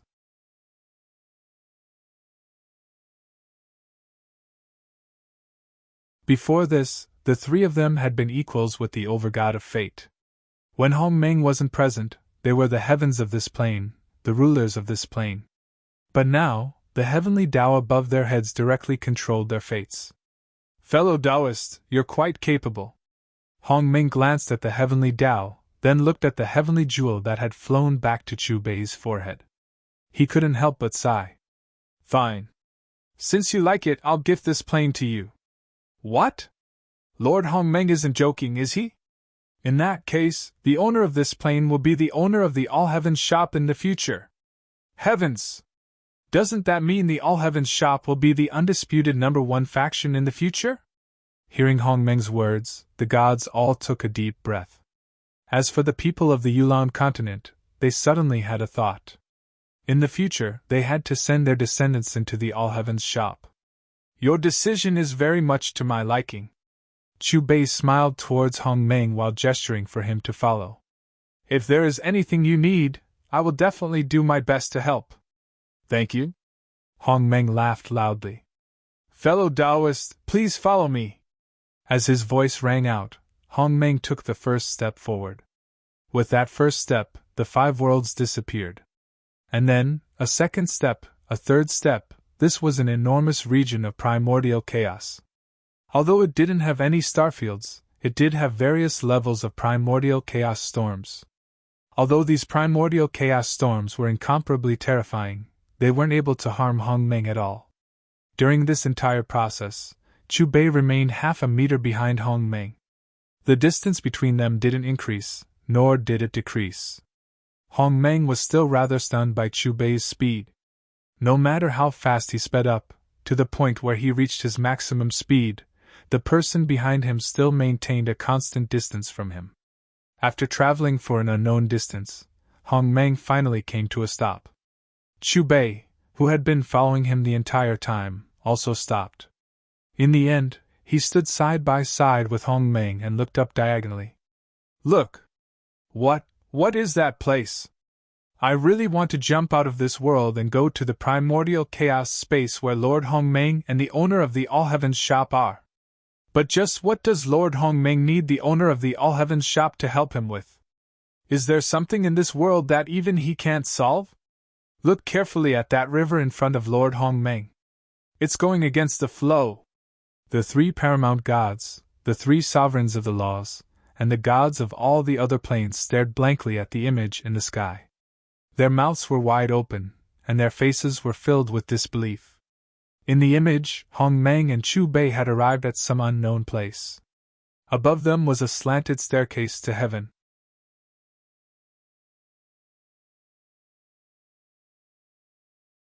At the bottom of the staircase was a long river radiating light and accompanied by lightning. It flowed along the staircase to heaven. It was extremely wide and silvery white, with a hint of golden light. The river was very gentle, and one couldn't see the end of it. But there were some corpses floating in the river. Looking carefully, these corpses actually retained their appearance when they were alive. They didn't decay at all. Clearly, these people were once terrifying experts. On both sides of the staircase to heaven were resplendent golden light. Dense runes of the great Tao floated in the golden light, releasing a mysterious aura. It was like an isolated passage that wrapped around the staircase to heaven. Looking carefully, at the end of the staircase to heaven, there was a huge round door. This door wasn't made of the so-called metal material. Instead, it was a rippling door made of many colors. Vaguely, the sound of the great Tao lingered around it. What do you need this seat to do? Chu Bei looked calmly at Hong Meng. After using Xiao Hei's power for the second time, his cultivation base was at the peak of the 8th stage quasi-immortal Emperor realm. And Hong Meng's aura fluctuation was also at the 8th stage quasi-immortal Emperor realm. He wasn't far from the 9th stage. With such strength, even in the realm C, where the experts of the All Heavens gathered, he was a peak existence. In fact, Chu Bei didn't have much confidence that Hong Meng couldn't complete the task. After all, the two of them were roughly equal in strength. Follow me up the staircase to heaven and help me open that door. Hong Meng stretched out his hand and pointed at the round door formed by intertwining ripples at the end of the staircase to heaven. Mission 7 activated. Host obtains source power. Just as Chu Bei nodded in response to Hong Meng, the system's voice suddenly sounded in his mind. Source power? Chu Bei muttered, then frowned and looked at the staircase to heaven. In front of him, besides the staircase to heaven and the door, there was only hazy chaos. Traveling from the 5 worlds created by Hong Meng all the way to where they were now took some time. If this source power was related to the hazy chaos, the mission would have been activated long ago and not wait until now. You're tuning into the Phoenix Knights YouTube channel. Don't forget to subscribe and join us on this journey to catch the most captivating stories.